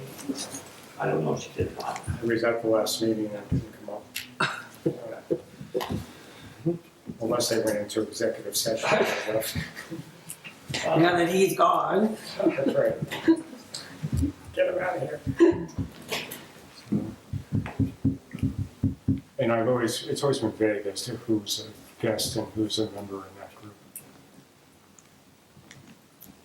And I actually think, we're getting a little off topic, but I don't think they have a number either. I think I looked at, because Carl came, last year we appointed like 5 people to the energy committee. And it's kind of like, okay, What's the where you at? And I think that the charge doesn't limit, just kind of encourages people to participate. Right. But as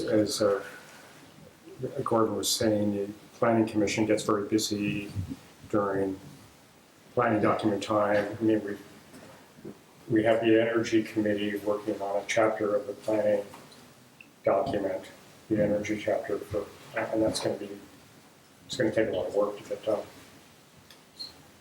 So they need members.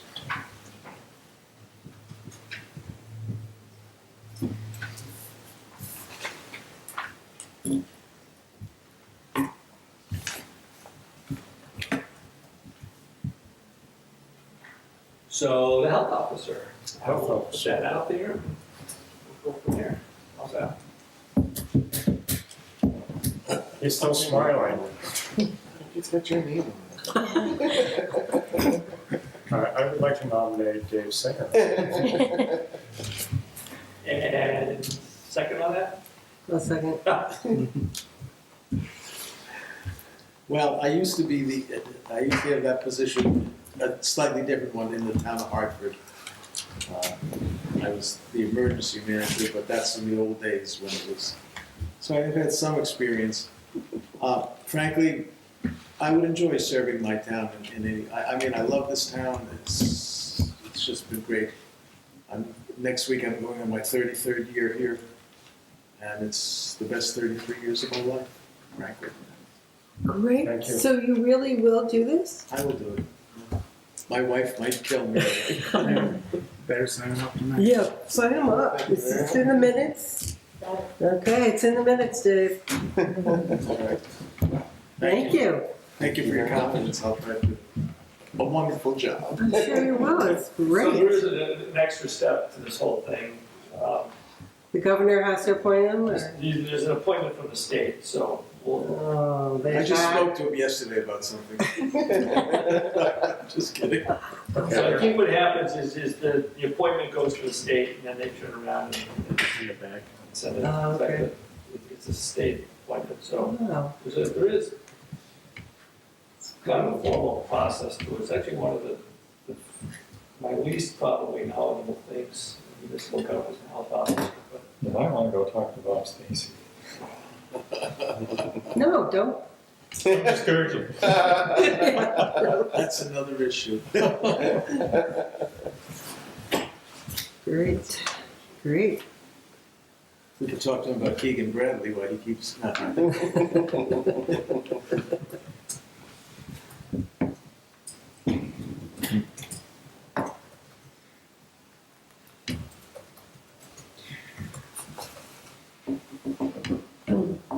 So we really didn't direct Dave about the planning commission. Are we good with what Roger says, or do we want 2 more? I I feel understand. pretty strongly that they should be training up new people. How many, is there a percentage for a quorum when they can have their meetings? I know that was one complaint with having 9. For 9. Oh, Making it hard to get a quorum. Yep. yeah. People over. Good point.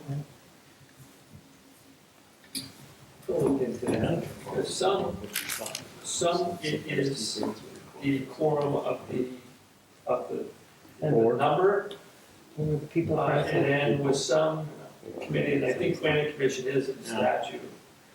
Others are the quorum of those present, but, I've sat on the planning commission, if you end up with just 3 people there, it doesn't fly, so it might be more of a. I think that was one of Roger's That's why, Reason. yeah, okay. Well, then, forget it. Well, why don't we? You actually may be here next week, or next meeting, so. We've been on hold Yeah, to see what Roger has, I mean, it'd be good to know his reasons. Yeah, that's a good point. Okay. Thing.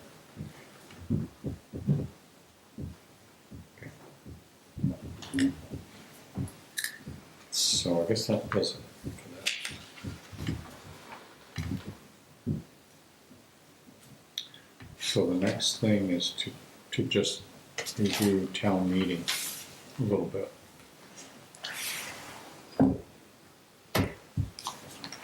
And this was my suggestion of putting this on the agenda, so. Anybody have any just thoughts about town meeting? Of course I do. Okay. Yes. So somebody said to me, she observed that we didn't talk, you were the only one who talked. And she thought perhaps, I You- didn't say much. Martha talk, actually. right, The first time. Yeah, she said. that was, Yeah. but it was apparently, She said way too yes, which she did not say way too much, but anyway, And I had an opinion at the end. huh? And I had an opinion at the very end. Well, apparently it was perceived as not. Oh, I agree with you. Okay. Absolutely agree. So I said, no, Gordon did not say that none of us could speak. I said, personally, I feel like I speak plenty every 2 weeks. I didn't need to speak at town meeting if they're just to speak. You know, if there had been something that I had opinion about, of course I would have said it, but I was perfectly happy to listen. We So were I- happy to have you listen.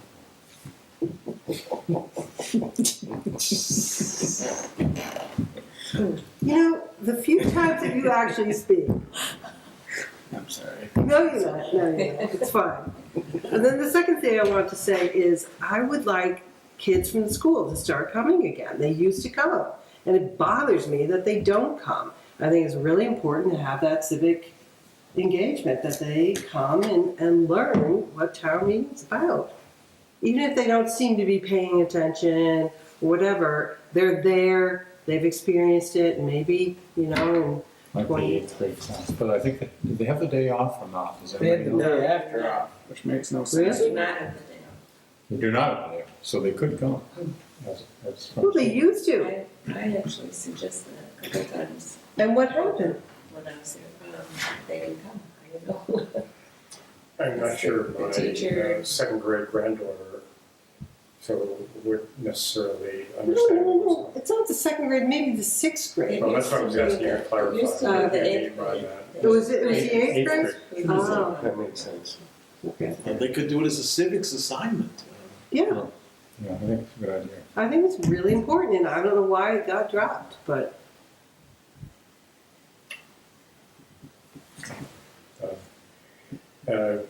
My observation is the bulk of the conversation went a different way than I thought. You know, I thought some of the things would be more topical, and the intersection generated a lot of conversation, and the budget really didn't.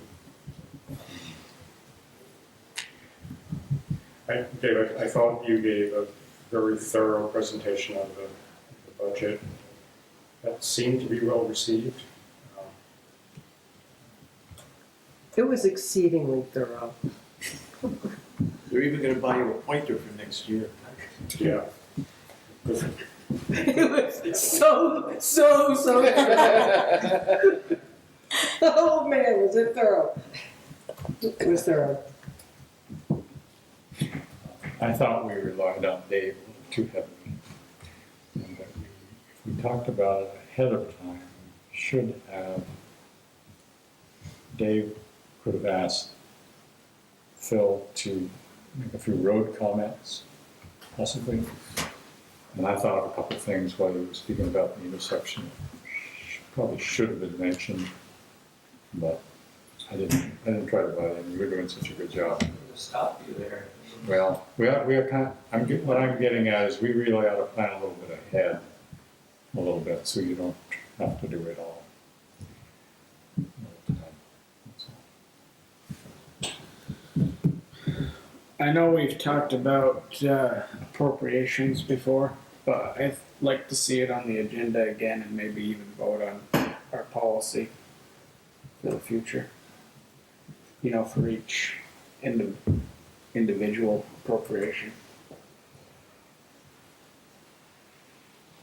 So, Matt, I want to make sure I understand what you're saying.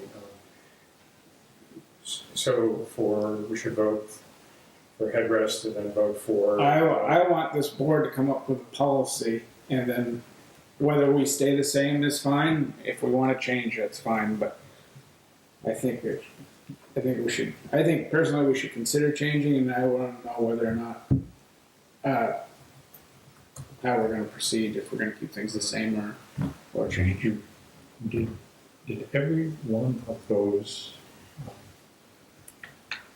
requests have a report in the town report? Except for some of the new requests would not. Any request, yeah. So the farmer's market would not. Yeah. Next year it would. Do we know if the farmer's market is a nonprofit organization? Do they have federal nonprofit status? I looked into this a little bit. I don't think the statute states that it has to be. It states that entity or individuals can petition the town to for appropriation or for But do they or don't a they? funding thing. I don't know. Yeah. My feeling, I don't think they're an official 501 secret. Yeah, I thought that Jameson Dunn from the balcony made a really good remark about the fact that the request was really vague. They said, we want to build an oven. Well, maybe we won't. And then maybe we'll spend the money some other way. You don't know how much the oven's going to cost. And yeah, it really was vague. That's true. I was surprised that it passed for that reason. Yeah. But people were passing everything. So I really want to pin that particular one down another year. If I may, I think one of the reasons it passed is that great program they have for the kids. The kids don't even have to be residents of Hartland. I don't know if that's a problem. My grandchildren are in that program and they love it. On the farmer's market. Yeah. Oh, yeah. Well, I'm not knocking the farmer's market. I think it's great. No, but I'm saying that might be Yeah, what you say. Yeah. It's good. It was very vague and. yeah. No.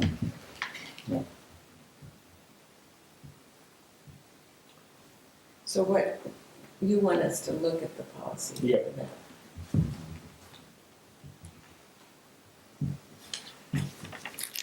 I think we can vote on them separately. Well, the question that Chet Pacho asked during the meeting was, do you expect the $2,000 next year? And the answer was yes. Yeah, I didn't like And that. so God bless you. it kind of contradicted itself, if you ask me, that we want it for an oven, and now, Yeah. well, we can get it some more, so yeah, well, we want it some more too. Yeah. So, You know, I don't know a darn thing about the finances of that organization. That's why I want to know if they're nonprofit. They may need the 2,000. So it's a really good thing. So part of the confusion, Matt, and this is the interesting thing about a live town meeting, is that, so it's clumped together as one question, but somebody from the floor can make a motion to add or delete or subtract from any one of those. that's true, yeah. On there, so if next year it comes up and, you know, last year it was actually went the other way, Mike's home repair, it said, why not 1,500? Like, well, they didn't ask for it, so everybody voted on the 500. But lo and behold, they came back this year and asked for the 1,500, but it could have gone the other way. You know, you could say, okay, not 2,000, let's make it 100, or not at all. The same thing, of course, applies to our budget. If somebody wants to amend it, That's true. they could.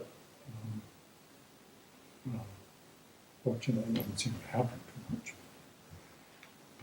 Your public farmers markets are supported at all or subsidized by the towns where they're located. You say they are? I'm wondering. Oh, yeah. I don't know. That Yeah. would be a valuable piece of information, you know.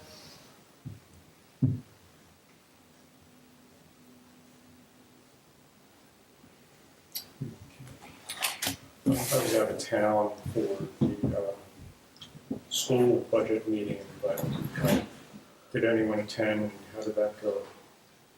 I was also out of town. I attended. Sarah attended. You want to say something, Tom? It was very poorly attended. I believe there were 16 people in the room, Oh, gosh. and the school board and the administration were both very organized, very thorough in their information, and did a nice balance of, I think, using the logic and factual framework and an emotional and engaging piece, so they were pulling at both the mind and the heart in their ask of the town.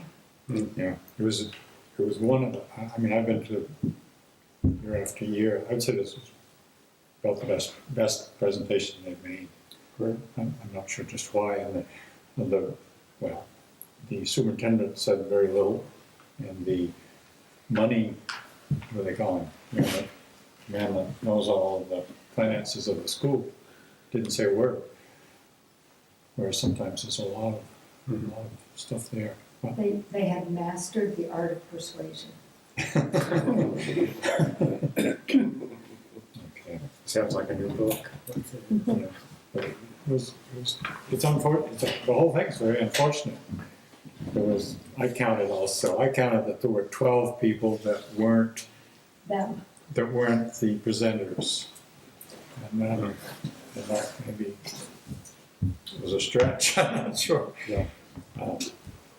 I'd like to see a petition by the town to go back to floor voting on the school budget, but I doubt that's gonna happen. Yeah.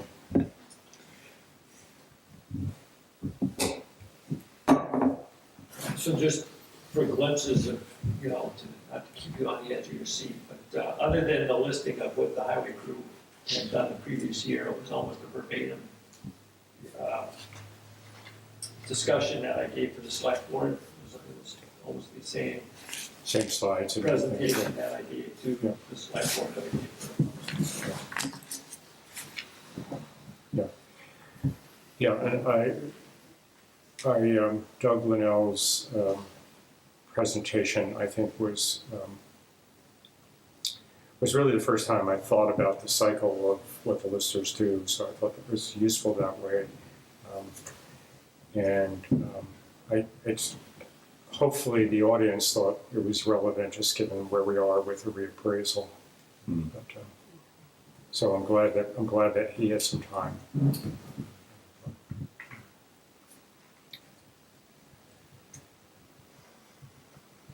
And we'll make your graphics even better next year. With, Doug's graphic was really good. I could have had the title one and each one disappeared. That's good. So what was it Beto O'Rourke? Was it one of the presidential candidates? He was accused today of being a hacker when he was Oh, a yes, I kid. heard that. I was just thinking if we could, we could hack the budget so that we can have actually changing figures with. You could have some really neat pictures of cars stuck in the mud or something. I think we had one on the front cover of the town, we had Hartland Hill, it was like this old VW van with two people hanging out the sunroof. That was on the cover of the town report. It was like stuck up to the windows, freaking thing. So I decided to dump all that gravel up there. I don't want that happening. Anyway.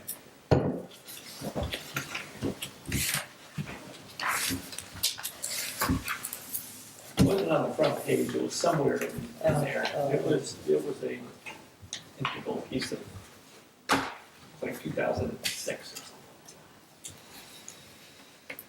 something. Okay, any other comments? Meeting?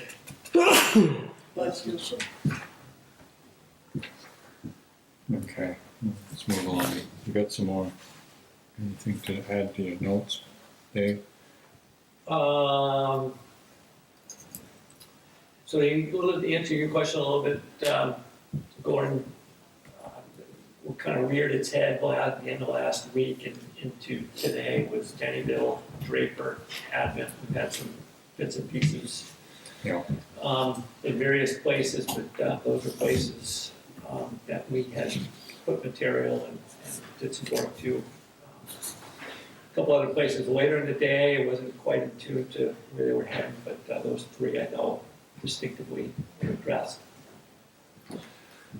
Delinquent taxes is here, they continue to come down, continue to trickle in. We'll be looking at another tax sale early summer, late spring. Three Corners intersection, I did meet with Gene Garthwaite on Friday. He seems to be wanting to see the language, didn't seem to be overly, didn't seem like that would get drawn out, certainly like the other property has, but I did meet with him and gave the heads up on that. Buildings and grounds, just want to kind of expand on this one a little bit, because it is kind of an important piece for the town administration. The server is what essentially the computers link to, at least in this building here.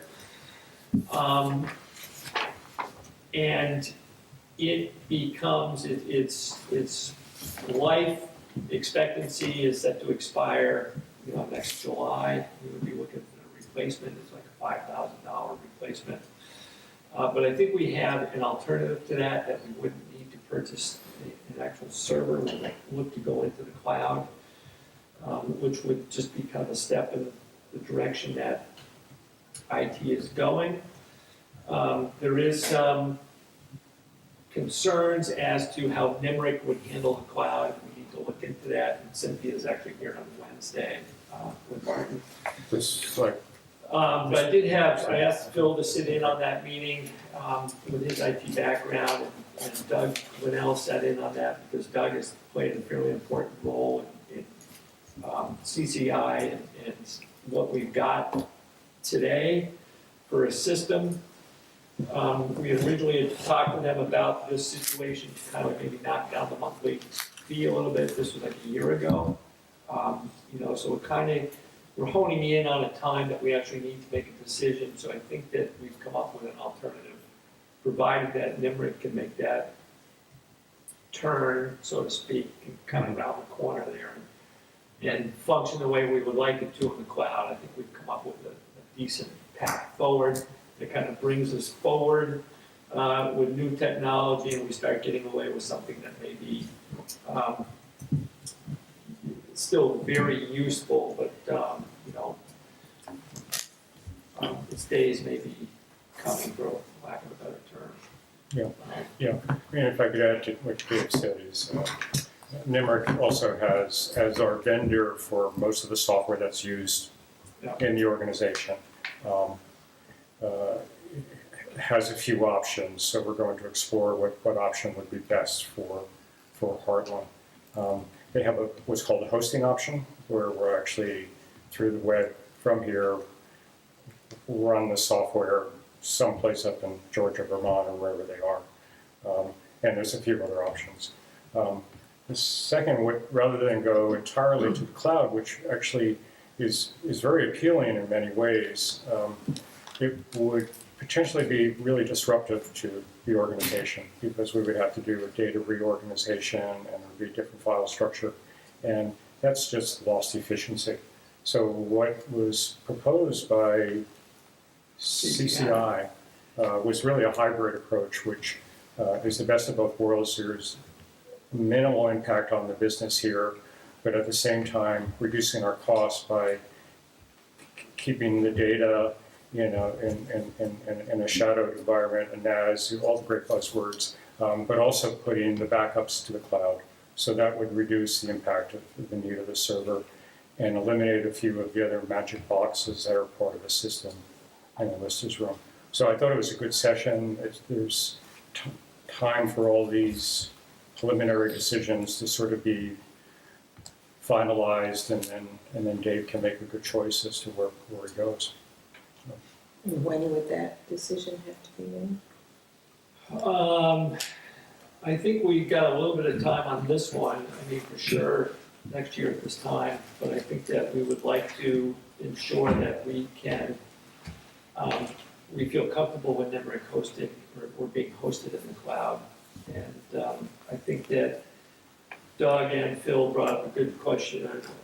There would be, so we lose the expense of the new server, but we may need to upgrade our internet connection, which allows us to access Nemrick in the cloud faster and more consistently.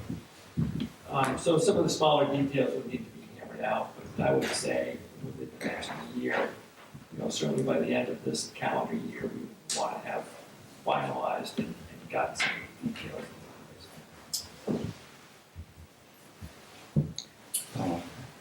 Question for Martin, I guess. Do we have paper backup of important information?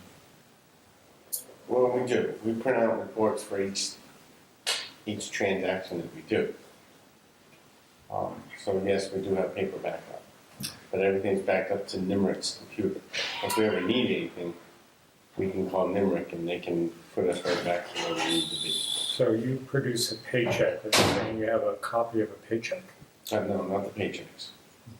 Yeah, I'm not sure what There's a So payroll report. cash receipts, yep, payroll report, cash receipts, tax admin. So you come in for tax admin, I balance out at the end of the day for that, it prints out a sheet of everybody that paid for that day, or whenever you closed it out. Right, and do you have a policy for how long you keep that and recycle it and shred it, or is it? They're supposed to be, accounts payable is 7 years, payroll is supposed to be kept forever. Cash receipts, 5 years. Okay. Payroll's supposed to be kept forever? That's a long time. Yes. When did that start? Forever ago. That's what The county records, when we were after the flood, it didn't rise too high, but we had to lift everything up. We found the county payroll records going back to 1857. That's a long time. That's forever. And then I just have a follow-up question, what Gordon asked is, how secure are they? They're in that room right there. Not in the vault, No, not in that big. you don't have enough, pizza. you don't have enough room in the vault for them. They're in banker's boxes labeled in there, and Okay. I've been in there honing it out to make room for more, and I've got but one. everything's backed up in Nimrick. So you really don't need the paper copy.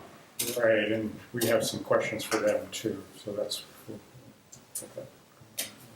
And I have the diskettes upstairs from 92 till now, or 98, from 1992 to 98 when it was on the little diskettes.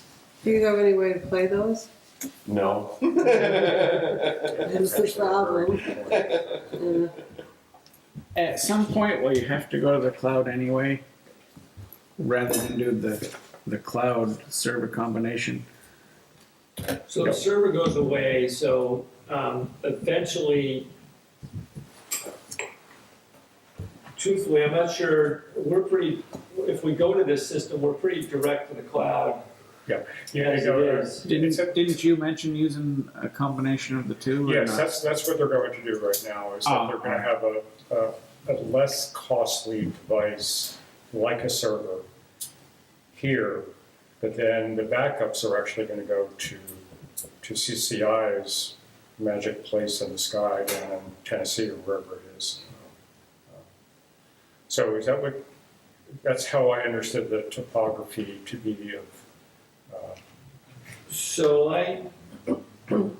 I'm by no means, which is why I had kind of Phil sitting in, but, you know. I don't know anything about It it. gets saved in both places, it gets Yep. saved in here every 4 hours, and it comes up. Right, and just to, I didn't want to do this, but to correct Dave, the NIMRIC is not really a cloud solution, it's just the internet. They want us to run kind of as clients here on their servers up in Georgia, and that enables them to better update the software and keep patches in. We don't have to sort of do that sort of stuff. But it's an internet connection, which is what we talked about, is if the internet went down today of generating payroll, what does that mean? You can ask the same question if the power goes down the day we're generating the payroll. So one of the things that we're going to explore is having that other vendor called VTEL, I think it is. See if, basically get another carrier in here as well. And this is just off the top of my head. I think the cloud, we all use the cloud every time we're on the internet, likely we're using the cloud. I just read an article about the future of mirroring, which is another version of what they're thinking of with the cloud. And to be honest with you, I have to reread that article about 4 more times before I even can get a grip on what they're talking about. So the point is that the technology will continue to change, and it may be the cloud or it may not be the cloud where we're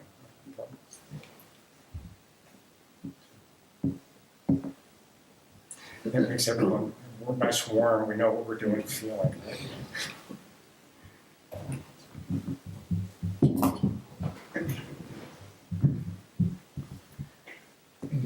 I'm fairly good about it. Anything else, Dave? Yep.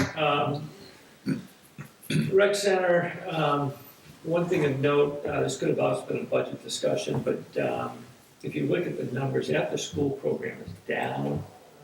Found an interesting trend with the Rec Center. We're down,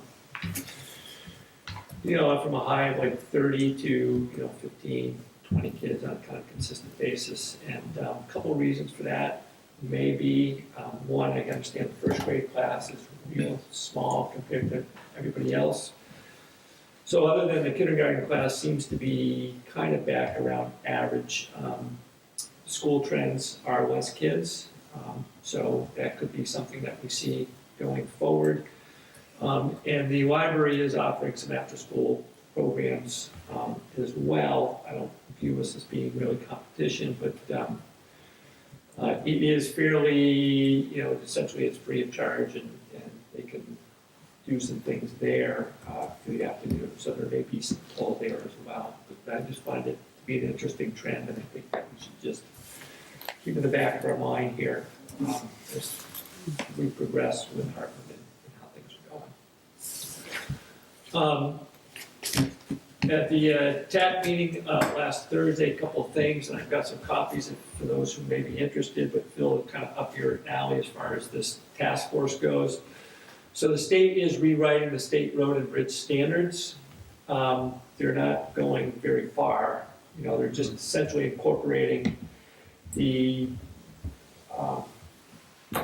municipal road permit, that the hydrologically sensitive standards are now being written into the road and bridge standards. So there's kind of some differing standards in that between the two, but they're kind of bringing it together in one document so that you can look in one place for it, but it's going to bring those two together. And one thing a decision that at some point, the next road and bridge standards that we've got, the decision may be whether, the standards that we have for the hydrologically sensitive areas, the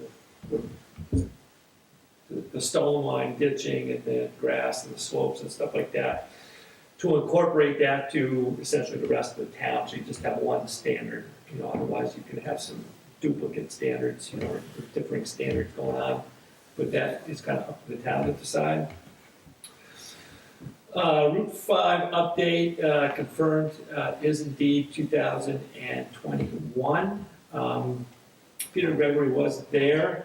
It hasn't actually been funded yet. Although everybody, including Chris Bumps from District 4, who was there, seemed to think that they were anticipating it being funded, and that 2021 is kind of the year. It's funny, I had 2020 stuck in my head, so it's really that far out. It is, 2020 would be a year from this summer, I believe it's the one following. So I remember. And I've brought this up a couple times, but the funding for the hydrosensitive areas was in danger there for a while. The governor's budget proposal, I understand that maybe they slipped that back in. But just goes to show that what the state gets us to do doesn't always get fully funded as they promise. Well, we can't take that on by ourselves. I mean, they've got to fund it. You know somebody who goes to these Senate hearings. I know you don't like to talk about this stuff, but this one you may. So Okay. I lobbied Peter Gregory when I saw him to make, he did say that they've got their eye on this. I think him and Tom may have gone to a hearing last Friday, perhaps, but you may want to just say that this, these things are important to the towns, because they were funding this through 2 grants, and, that was originally stripped from transportation bill. Well, they can't require us to do something that they're not going to help fund. It's a federal requirement that's being pushed to the state, but, so who can't require that? They do that in education, so it's, just, I understand it's been back in, but if, it's kind of level funded, but, if they, was an attempt this year, I expect it to be, if not this year, then at some point. If anybody wants a copy of the road bridge standards in here, there's. Are they a lot different? April. Not pretty soon. Just meshing the hydro-connected language into this. Mary, you know, there's 2 committees that you have to fight with, both ways and means and transportation.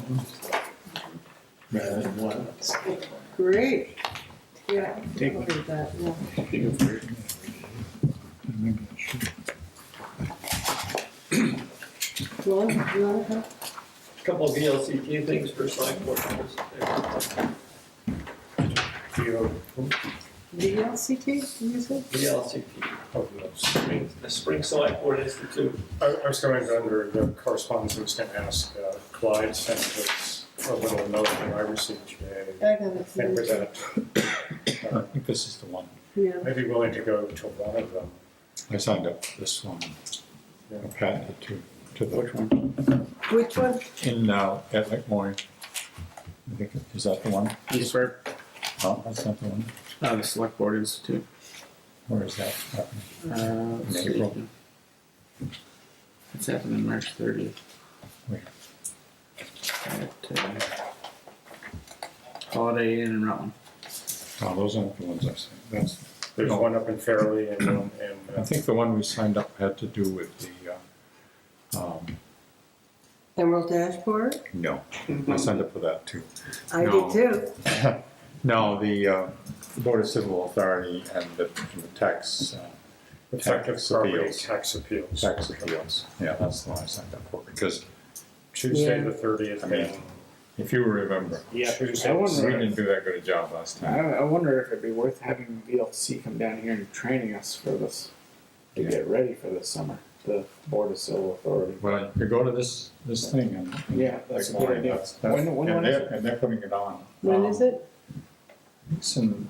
there's 2. I don't remember the dates. Tuesday, April 30th, and Tuesday, May the 7th. They're from 8:30 to 3:15. Is that the one at Lake Maury? Here's your appointment. Shut up, sir. What's your doctor's appointment? That's right. What am I doing Tuesday? the April 30th is in the Lake Maury Resort in Fairleigh, I and guess that's the one I was thinking of. the May 7th is in the Holiday Inn in Rutland. They both during the week? I hate that. I hate that. Why don't they have them on the weekends? The thing, Oh, yeah, there's a vacation day. Great. He's cleaning the house. That's what Mr. Kennedy does. So I think we have to sign up, but I'd be happy to, if we're gonna go to one, I'd be happy to carpool and all that sort of stuff. We could use the new rideshare route to suit the kids.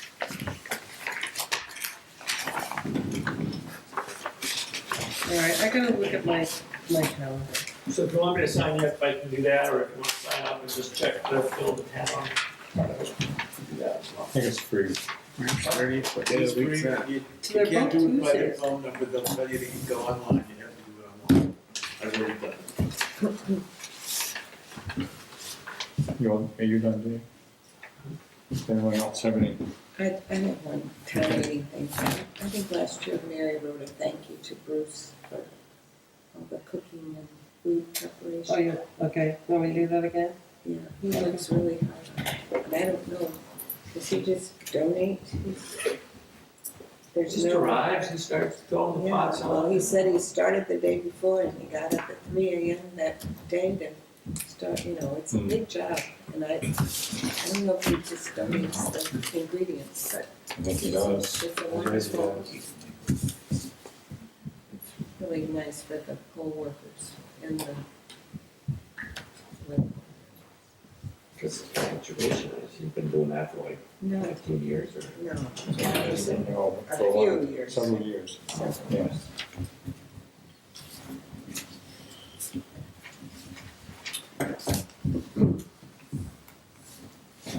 Anyone else have anything? Any more assignments from there? I'm gonna handle it. I'll bring it next time we can all sign it, okay? And our Great next idea. meeting is April 1st. April 1st? April 1st. So the April 1st, thanks for bringing that up. The April 1st meeting, I do expect Peter Gregory from Two Rivers to be here to talk about primarily about the floodplain bylaw that we've got on the books that I think you have used for Marcusville Road. It came up, I had a permit application situation sent to me by the state of Vermont. And I was like, you don't need to see me, only to kind of get a phone call and, oh no, go to this website, click on Hartland, and there you'll find them. So I had a little conversation with one of Peter's employees about it and the makeup of it, of the bylaws. I think the select board may have operated as the board in the past. There's kind of a, for lack of a better term, a review board type thing. When we had a violation, if you like, which we did. Yeah, this wasn't, the situation that landed on my plate wasn't a violation, it was a potential new build. And so the question kind of came up as to how is, there is a formal thing in place. So this came up outside of the entire thing. Two Rivers makes a yearly visit to the planning commission, just to get, give updates and stuff like that. And this came up and was part of the discussion at the planning commission, in which case, I got a phone call or email from both parties at this point, requesting to just have the discussion with the select board on the importance of floodplain and floodplain review, and the fact that you have got this on your books due to floodplain insurance program. This is a component that you need to have. So, I think that what the discussion may have been with the planning commission was just how this is supposed to be structured. I did see in my travels, at some point in time when you had the enforcement issue, you put together an application fee. Still haven't found the application yet, but I think you used one from, it's like 1 or 2 other towns that have this setup, that have no zoning but have a floodplain bylaw. So there's nothing really in place if this comes down the pike, but just want to give you the heads up, that'll be on as an agenda item, that they asked to, it kind of came from both them and the planning commission as kind of output of their meeting that they had. It's kind of a funky thing. So that's the next. So next meeting, you're gonna have the appointments, you've got this, anything that you may have with the task force.